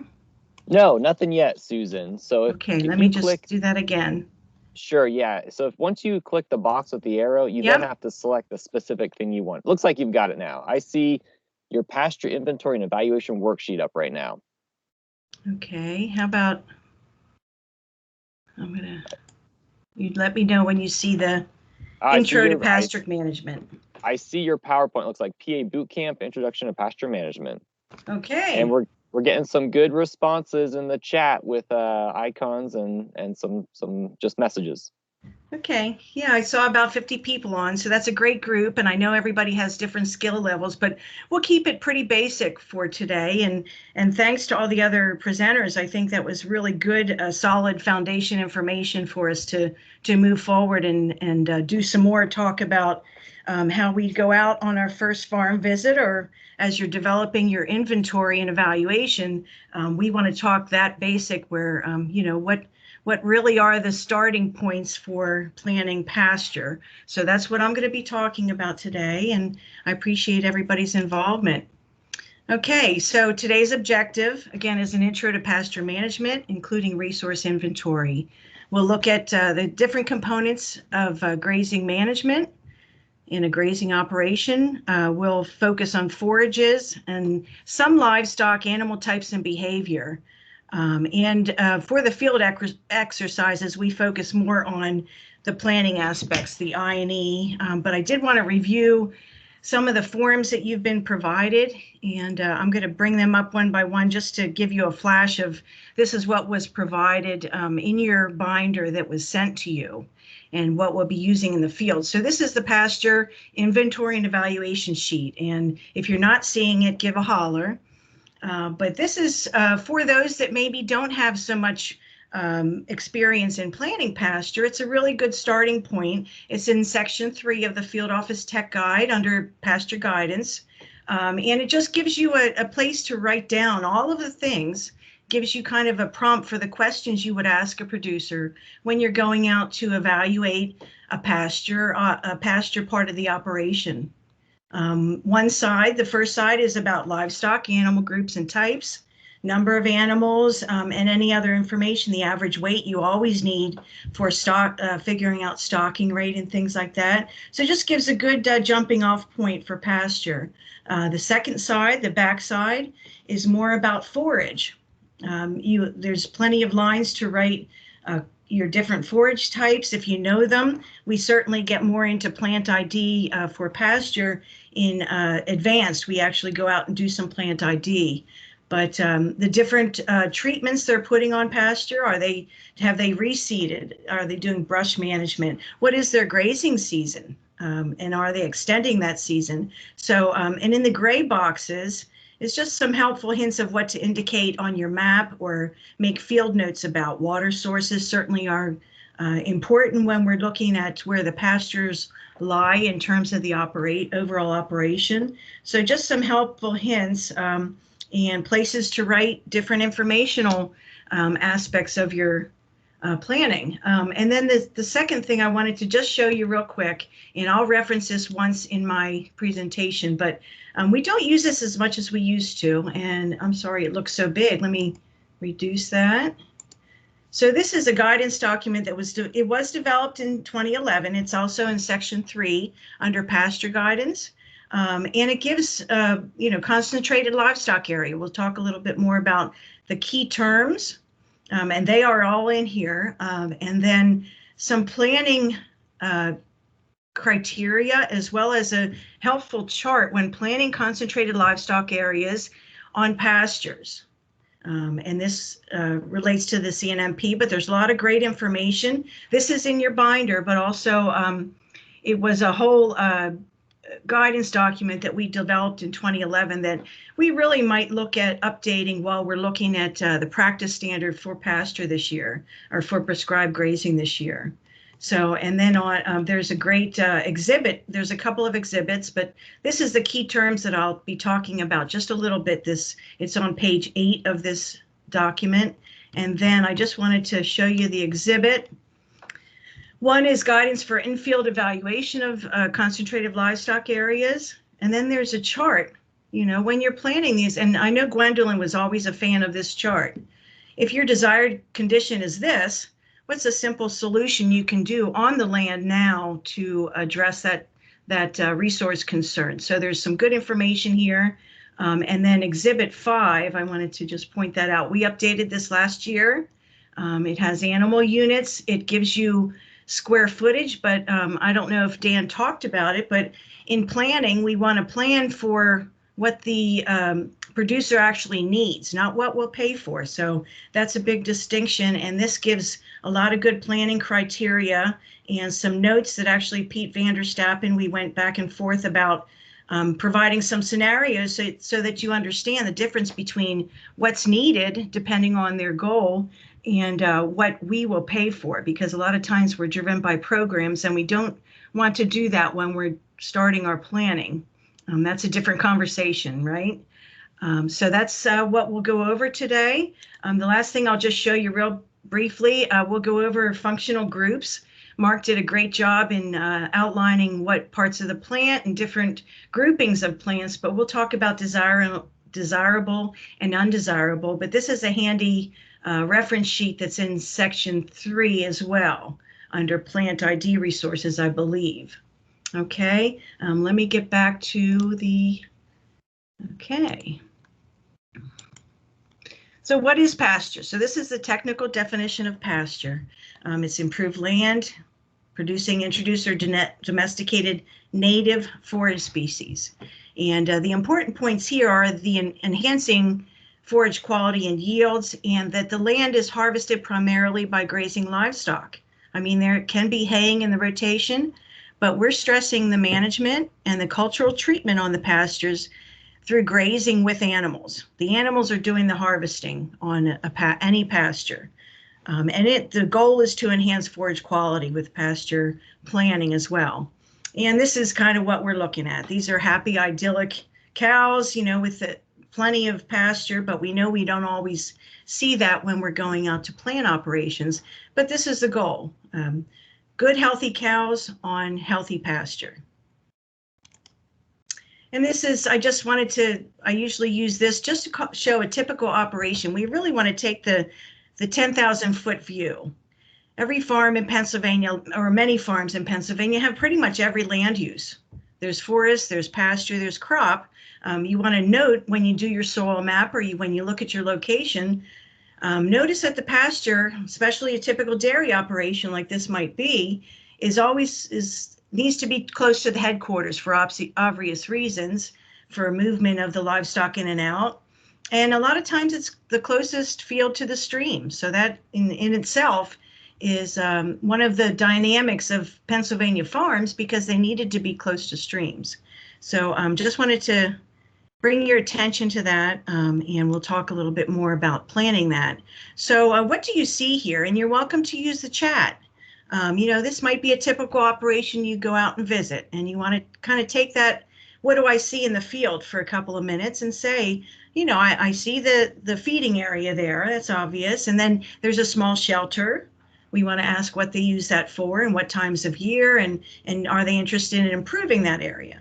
They have a manure, a storage pit, potentially. There's a laneway over here, a bit of a loafing area, and we can see a little bit of issue there. And then they have either hay or pasture ground on either side of it. So, you know, again, you want to take that objective, you know, look from the hillside view, and then, you know, ask, why are we there? Why do we want to develop and improve the pastures on the farm? That's one of the initial questions to the farmer. And it could be due to compliance. They may want to just get in compliance. They've been told. We're not regulatory, of course, but we do want to talk about those areas that have resource concerns. That's our goal. So muddy areas, do they want more forage? Are they, you know, their cows are knee deep in mud? They want to address that, and they want their cows to be happier and healthier sometimes. Is it important to address those brown areas? And again, I'm not monitoring the chat right now, but feel free to have a conversation about that. It is important to address, although we're not regulatory. We want to let them know how they can be in compliance. And that's a lot of times what they'll ask us. So, you know, the idea is to get that conversation started. Susan, the one go ahead. Couple comments in the chat. I'll try to keep track of that some, but they could have stabilized the walkway, and there's not much vegetation. Yes. Two things that came up. Exactly. Thank you for sharing.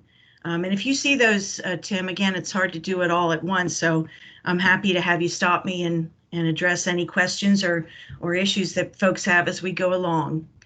Yeah, I'll jump in. Sounds good. Okay, so the key term that we want to talk about, and again, this is page 8 on that concentrated livestock area guidance that I pointed out to you. So what's an ACA?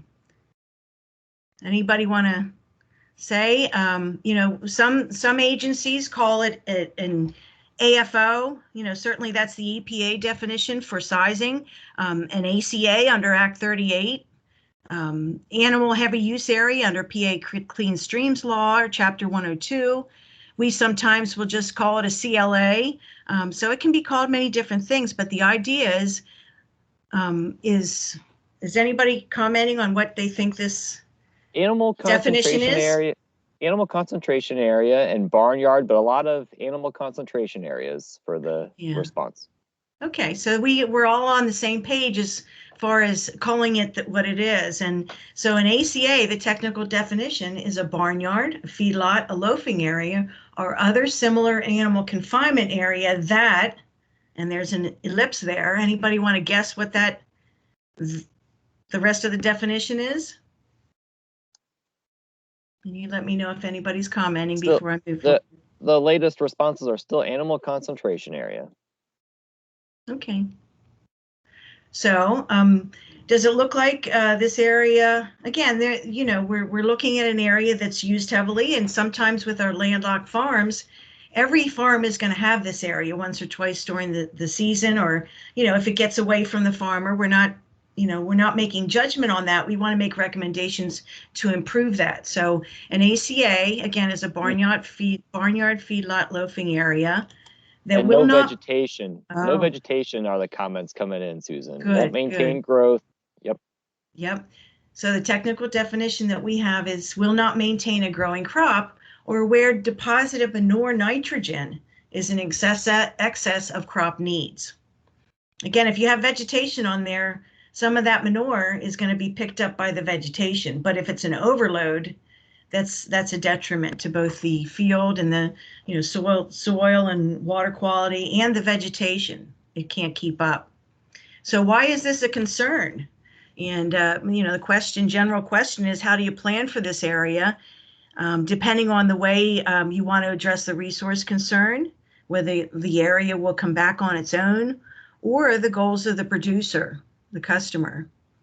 So we want to talk about that area in particular if we find those areas when we go out, and how do we make recommendations on that area. So just another demonstration of that is, you know, we see this a lot. And again, you can see the erosion, or you can obviously see the end of the field. But again, this may have gotten away from the person. You know, that's not a bad thing, but we want to help them to improve that management.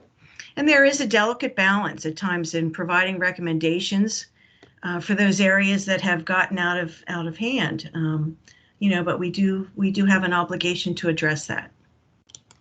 So we're going to look at what it takes to develop or improve a pasture. And again, this is another typical view from a hillside. We like to walk to the top of the hill in grazing and just take a look. You see the laneway, you see them congregating for drinking there. So you want to take that view and look at the fencing, look at all the components, and we'll talk a little bit more about that. And what do we need to incorporate into the farm to allow them to increase their pasture management or do rotational grazing. And so during the field visit, you want to observe where the water sources are and might be, where the existing laneways and traffic lanes are. If they have no improved walkways, just look where the cows are walking. I bet you'll be able to see it on almost every operation. And just kind of look and say, okay, this might be an area for improvement while you're out there. The first thing, you know, again, is the laneways. And then we have fencing, and there's all different types of fencing. These top two pictures are from our Ag Progress Days demonstration area. We built a grazing demo with Ag Progress Days and some of the vendors there. And we have horse fencing here. We have, you know, there's post rail fencing, there's mesh fencing, there's wire fencing. There's so many different types of fencing. Down here, you have a farmer that wants to graze cover crop or graze corn stubble. You know, that's something that folks are doing. So all they need is temporary fencing. There's different types of temporary fencing too. And certainly you need to consider your gates when you're splitting up pasture fields. So the idea is to split the pasture field into paddocks if that's where we can help to direct them. And you do need to match the fencing to the livestock, and it does need to be maintained by the producer for 20 years. So we want to consider that, and we do have resources that match the fence to the livestock type. So those are other resources that are available to you.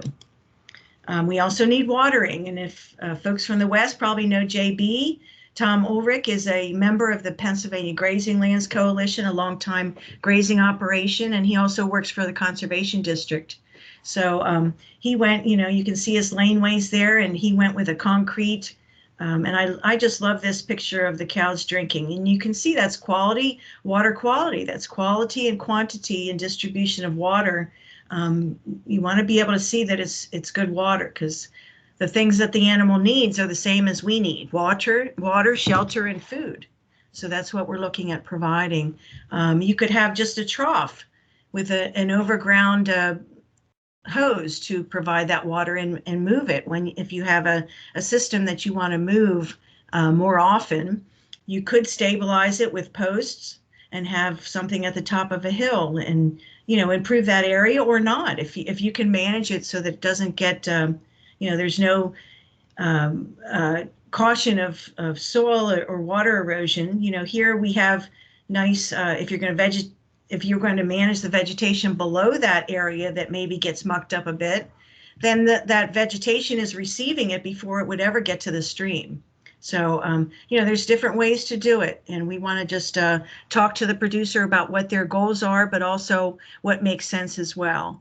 And Susan, there's yes, a good comment in the chat from Troy Zirkle. He said, I found talking with producers about ACAs, giving them a copy of the Concentrated Livestock Area Guidance and highlighting page 3 through 4, which is minimum regulatory requirements, to be very helpful. So I thought that's something that I would share with you.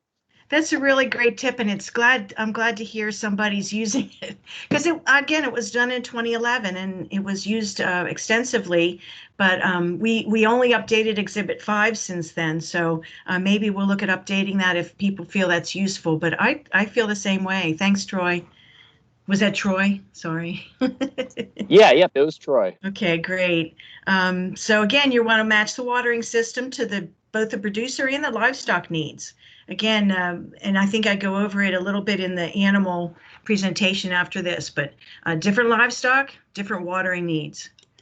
And again, and we all know this, where there's a stream and there's livestock access, we will likely want to put in a crossing there, just so that we're maintaining that riparian area, that sensitive area there. So that's another thing that we might need to consider when working with a producer that wants to improve their pastures. And again, that's a compliance issue as well with some of our programs and just what makes good conservation sense. And then forage. We need to establish forage, and this might be a field that was established with some grasses. We want diversity, so maybe this would not be considered fully diverse field. We might want to improve that with something. And again, it's looking at that soil health, looking at how the vegetation is maintained, and is that a healthy establishment and management system for the grass and the legume or the forage that they desire to have on there. Hopefully all of you are familiar with grazing sticks. We have you use them more extensively in advance to figure out how much forage you have available. But, all producers understand that you need forage available if you're looking to get feed value out of your fields. If you're just looking to maintain vegetation for compliance, and that's another goal that we address in different ways. So that's another component of the system. And Mark went over some of these plant terms, so I won't go over the top part. But the big thing is forage. That's what we're focusing on here. It can be grasses, legumes, or forbs. So it's basically anything they'll eat, or what that different livestock type will eat. And I'll go a little bit more into that. But functional groups, again, functional groups, and I don't think Mark talked about that. It's just a set of species or a collection of species that share alike characteristics within a particular community. So cool season grasses, whether introduced or native, warm season grasses, same thing. They could be we go for natives. And then legumes and forbs. Those are, when people say functional group, that's what they mean, is those 4 categories or collection of species that have like characteristics. And then we go a step further in our planning and talk about desirable plant species by livestock type. Something that's desirable is something that the livestock will readily consume and that they sometimes prefer. Now, with good grazing management, you don't let them eat everything they prefer, because then you won't have that species survive. So desirables are things like orchard grass, white clover, Kentucky bluegrass, and big blue stem for a warm season species. Intermediates are those species of plants that can be consumed, but they're not the first thing they'll pick. Again, Dan Ludwig, if he's still on, always talks about that salad bar approach. You know, they will pick out what they want unless you force them to eat those intermediates. And then undesirables are those things that are rarely consumed, or they avoid that, or like horses won't go back to the same place they've urinated or defecated. So you have to consider those things. And we look at the livestock type. Now I have goats will eat just about anything. So you can manage those undesirables depending on what species you're looking at. So that's what we talk about when we talk about desirable plant species. And that reference that I showed you, that handout with pasture plants in Pennsylvania, breaks them up by both functional group and desirable, intermediate, and undesirable.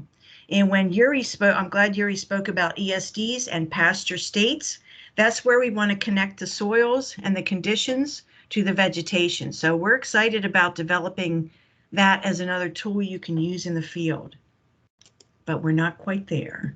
And then, with forage and with fields that you want to pasture, you want to watch, again, if they're eating all the desirables, then you end up with open spaces where opportunistic things like that darn Canada thistle will come in, and that the control then becomes an issue. So if you want to control your undesirables, you want to manage for your desirables.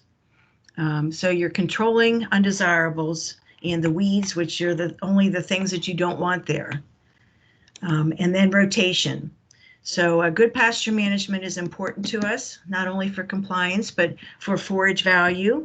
We want to rotate the fields and let the forage store energy. That's the big thing, is the take half, leave half approach, so that you're staying in that vegetative state and you're giving the roots and the vegetation time to recover. So we want to set aside certain areas and graze down and then move in rotation. And that's really a fascinating way to manage. The last thing I'll just briefly mention is wildlife. Sorry, my earplug just came out. So again, there's set aside areas, and if you're a lot of grazers manage for wildlife or for pollinators and are able to time their rotations, so you get some flowering, you get some bees and birds in your grassland areas while you're not grazing it. If you can have that much land to do, that's great. But it might just be an area between fencing on a corner.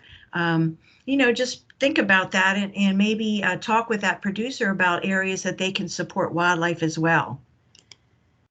And so in review, those are the key components of pasture and grazing management. If there's any questions at this point, I'm just going to switch presentations and move to animals. No questions in the chat right now, Susan. So I think you're good to switch. Great. And I'm going to do my quiz at the end. So we're going to go right into the second PowerPoint for time's sake. So animals and grazing. Again, and there's my contact information if you ever want to talk offline about that. I'd like to start off with a little joke with this presentation. Oops, let me just.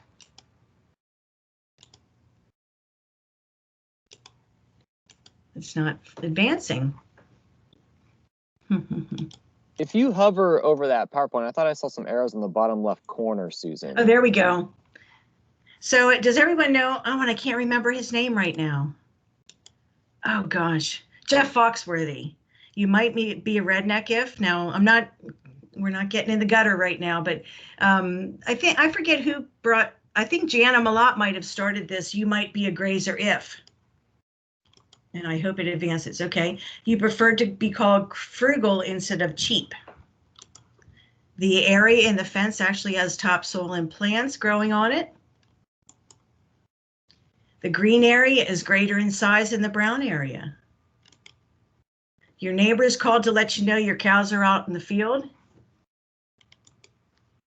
And your animals are used to harvest hay. So just wanted to start with something light.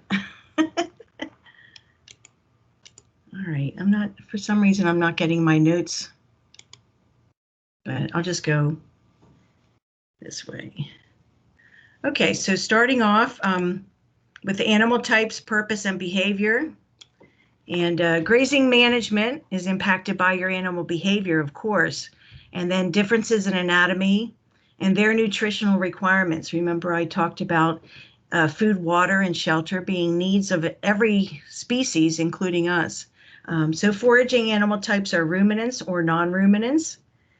And, you know, more and more people are grazing swine and poultry, and that's something we're learning about, working with Penn State to do more research about and developing guidelines for. But those are the two different large categories of animal types that forage. Feeding prep. There, it's having trouble advancing, but I'll keep working at it. So this is a good chart about feeding preferences, and to understand it, we have browsing and eating forbs, and then grass preference at the bottom. So cattle prefer grass more than legumes. They'll go for the grass. Sheep will go for legumes first. They like those broad leaves, and their desire for that is greater than or equal to forbs.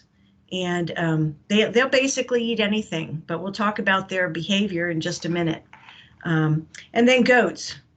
Goats are great with forbs, and they like that more than grass and legumes. And they're even used a lot more than before for managing brush as well. So goats will eat just about anything, and you can manage to control those areas based on what you need for your operation.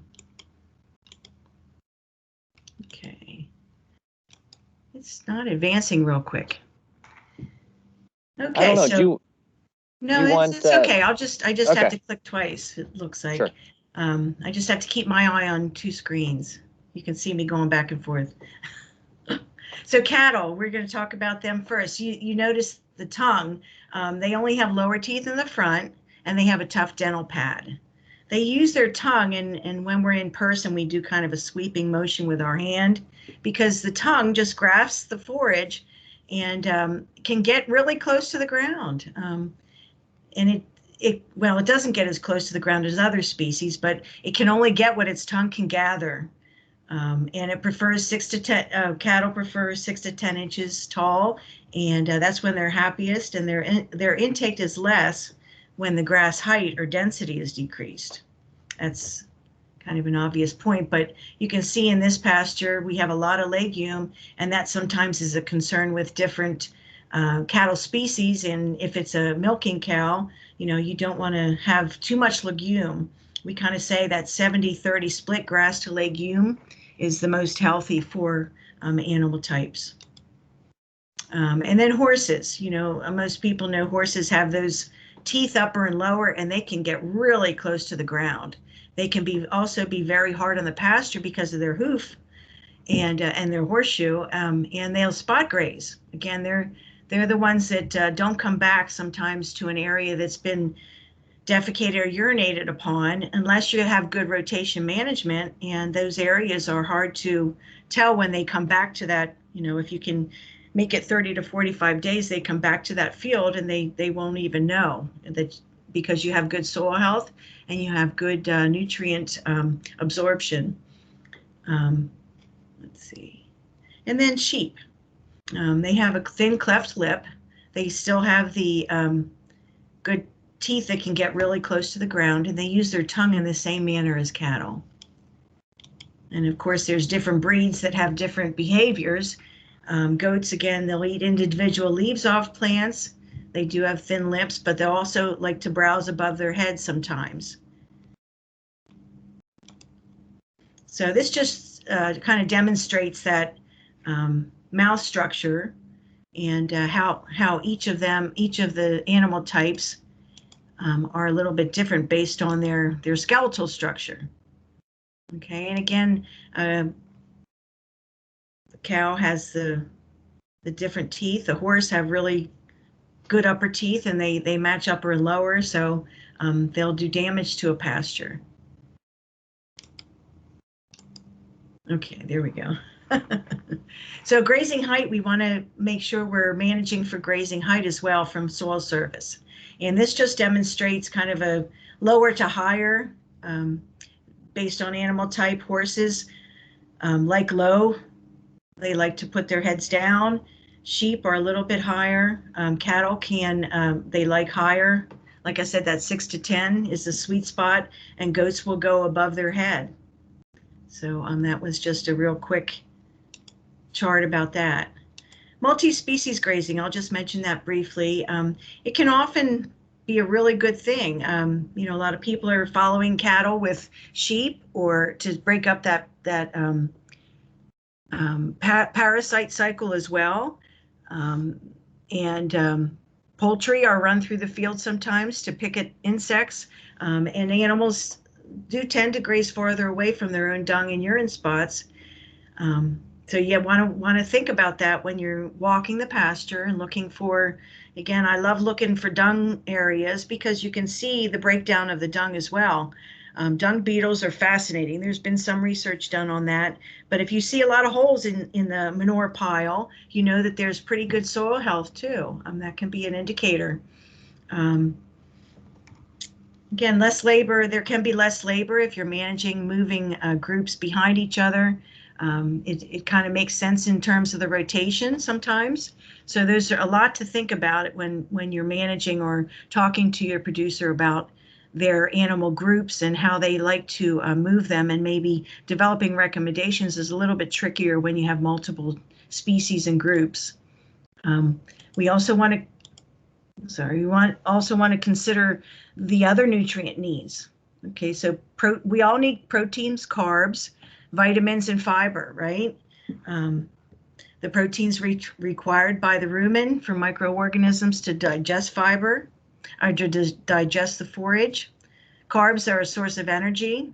That's why we kind of look at how far do they have to walk for minerals, how far do they have to walk for water, type of thing. They use energy for all of those normal life processes. And then fiber is the last thing I just wanted to mention, that fiber is a good thing, and you want to manage for balance that protein and fiber. And when you look at the plants, as Mark mentioned, different parts of the plant provide different nutrient needs. Water needs is another thing that needs to be considered, and we mentioned this a little bit. So there's a big variation depending on, again, the perception of the producer, but these are recommendations that come from university research from years ago. I don't think we've updated these in a long time, but some might like to have more, but we look at that distance to water as well as the quality of water in those situations. What are the needs of those particular animal types? And again, quality results in reduced water and feed intake. Just like you want quality water.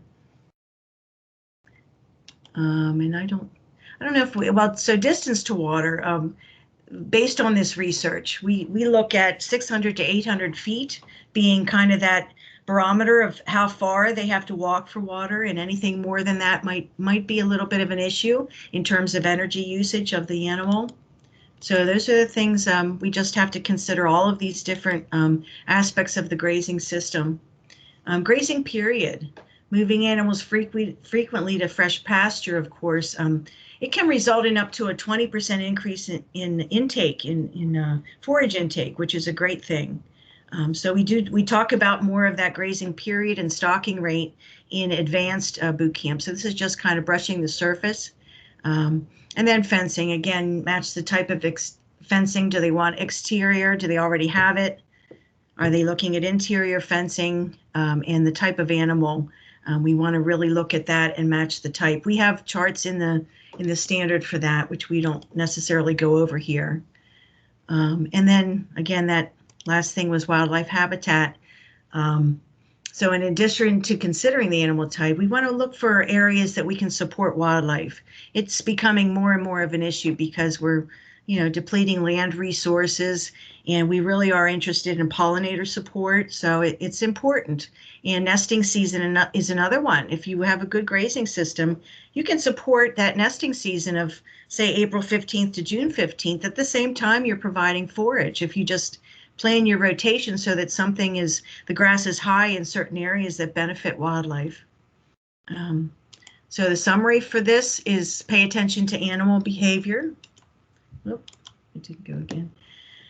Have patience and observation, and many farmers will tell you, my favorite thing to do is sit up on this hill and watch the cows or watch my horses graze. It's so relaxing just to observe. And good record keeping, we talk about that in some points of our discussion. But good record keeping is very valuable to know where your animals have been and where they like to go, where maybe you need to improve your forage growth. And, the last point is animals don't know what's good for forage growth and natural resources. That's up to us working with a producer to determine what's best for the forage growth and for resource concerns. So actually, this is very timely because Fred Provenza is like the master of animal behavior as far as foraging. There's actually a webinar today that some of you might be signed up for. I'm going to join, but he's like the master of that. But this is a really good book. I think it's even online at this point. Look for that. And it's, some of it's conceptual, but certainly, it's a good reference when you're thinking about animal behavior being a driver for a grazing system. I think that's all I have. If there's no questions, we can move on to the quiz. Okay, go ahead. There is a question that just came in. So for beef cattle, how many acres per head do you usually recommend for grazing? Just a rule of thumb. And on that pasture inventory and evaluation sheet, let me see if I can bring that up for you again.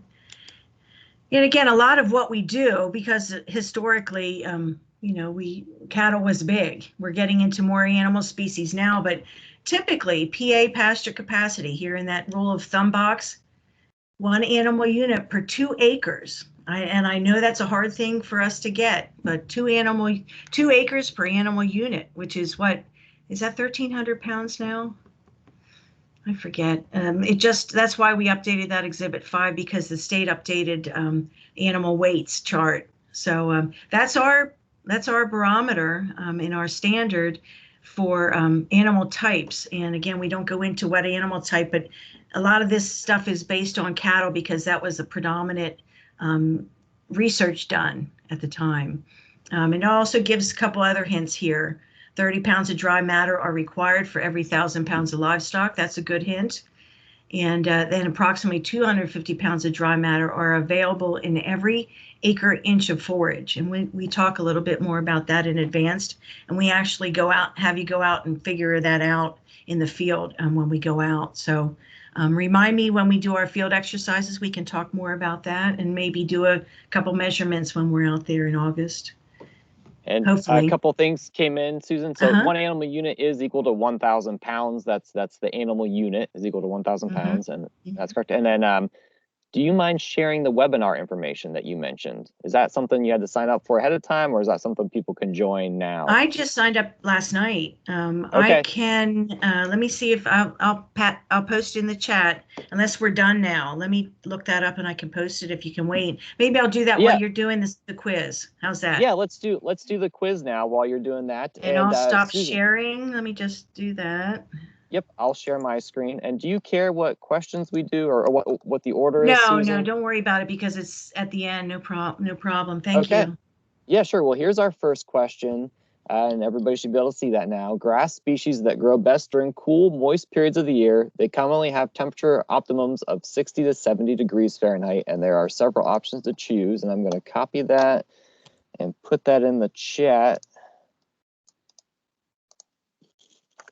So go ahead and take a look at that first question.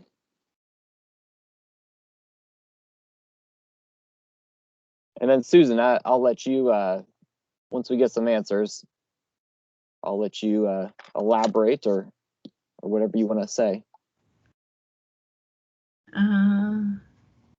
Yeah, they're pretty much straightforward answers. So far we got 10, 14, and they're all the same. We've got one person that said warm season grasses, and then 21 so far that said cool season grasses. Okay, and the answer is cool. Yeah, I don't think you have any trick questions like Yuri did. No, I don't. I didn't really. I'll Okay. have to do that for next time. This is the first time we're doing this quizzing online thing. Yeah, we're learning as we go. And so next question, I'm gonna copy the link and put that in the chat. And the second question is, name the components of a grazing system. This is a little bit of a trick multiple choice, so I'll talk about that. I'm going to look real quick for this link, and And Susan, if you don't see that link right away, I can email that out to the group whenever you do find it. Okay, it was in the news flash last week. I can look up that link there too. So yeah, this is pretty straightforward, and I just threw in some wrong answers there for your benefit. I can't see what. I wonder if, let me go back to the question. Oh, there you go. Okay, so those are the potential answers, and if I go to the responses, we had 23 say the fourth answer, which is fence, watering, laneways, and forage and paddock rotation. Yeah, that's right. That's right. We had 5. Okay, and so that's now, majority of the group. Go to the bigger view. Now, a lot of folks feel guard dogs are really useful. Wildlife prevention and guard dogs kind of go together. I just kind of threw those in there. Continuous grazing is a form of grazing. So, again, I threw that in there, and it actually could be any of those, I guess. But the one that I was looking for was the number 4. Great, very good. Well, let's go on to our next question. And I think maybe there's a phone caller that isn't muted. I'm going to mute you in the meantime. Okay, so I'm going to copy this, put this in the chat. Hopefully this is 100%. Yes, hopefully. So the question is, what's the name for a barnyard, feedlot, loafing area, or other similar animal confinement area that will not maintain a growing crop or where deposited manure nitrogen is in excess of crop needs? And there are 5 options to choose from. The responses are coming in, and we've got 8 that have said all of the above, and then we've got 27 that said ACA. Yeah, I guess there's really no wrong answer here, but ACA was the one that was in there, as that's the technical definition of it. But again, there's interchangeable names depending on what agency or what guidance document you're looking at. It could be all of the above too. So you're all correct. Well done. And then we have one last question, and I'll copy this link and put it in. And this I didn't go through a lot, but let's see if anyone knows this one. Okay, excessive accumulation of gases in animals where flow through the esophagus is impaired, causing a distension of the rumen. And there are 5 options to choose from.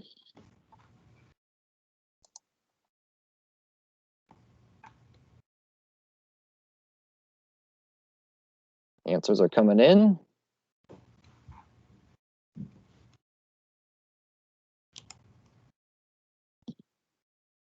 And we've got, so far, 31 have said bloat, 1 said happy cow, and 1 said indigestion. So, yeah. Well, the one I was looking for was bloat. Very good. And it can be serious. It can be a serious problem in dairy cows or other animals. So it's something that folks, and that's caused somewhat by the forage in the field. So. Sure. Very good. And we did get one more comment or question in the chat too while we were doing this. And I've heard that an HUA is more of an improved surface where an ACA often earthen. Well, our what's the practice? Heavy use area. It's heavy use area protection. Correct. Yeah. So yes. Heavy use area is the area itself that's degraded because of heavy use, but it's not the improved service until it's an HUAP, I guess, would be my response to that. Yeah, and it can, we even have in prescribed grazing, we can have earthen areas on pasture. There's nothing saying we can't, but it really should be managed and then cleaned and reseeded if it's going to be used for forage value. So you certainly can have earthen areas under both heavy use area protection, 561 and 528, we just have different criteria for each.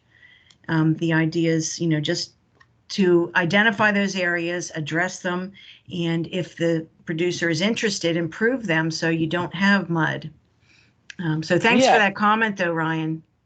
That's a good comment, good question. And Susan, I think the 528 standard, if I'm remembering correctly, so there's certain criteria you have to meet to have the areas void of vegetation, but then they also have to rotate that area in a 4-year cycle. So they would come back to that area every 4 years. So you can't just continue to use the exact same spot. You have to rotate that around. But good stuff. And a lot of you may have been in the nutrient management, ACA, and manure storage training, or maybe many of you will be taking that. And we talk a lot more about those things in that course. But I don't have any other questions. Susan, do you have anything else to add? No, and we'll just I'll look up that weekly newsflash article and get that to you, Tim, to send to everybody. No, Sounds thank good. you all, and I look forward to seeing you in August. When maybe what is the date again? For our field? August 2 through 4, I think, are the dates for the people that are attending the in-person. And then we do have some alternative options that are being worked on for some of the group that aren't going to be able to attend in person. So and I would just add one more thing. I'm sorry. Sure. Dan Ludwig, I saw that Dan talked a lot about PCS, and that's our pasture condition scoring. It just was updated last year, and it is our assessment tool for pasture when we're doing plans, especially when in using CART. Now, I didn't go over that at all today. When we go into the field, we focus more on the inventory and evaluation. We will talk a little bit and show you the pasture condition scoring, and then in advanced, we really show you how to run through that sheet. So I didn't talk about that for a reason today. So thank you very much, everybody.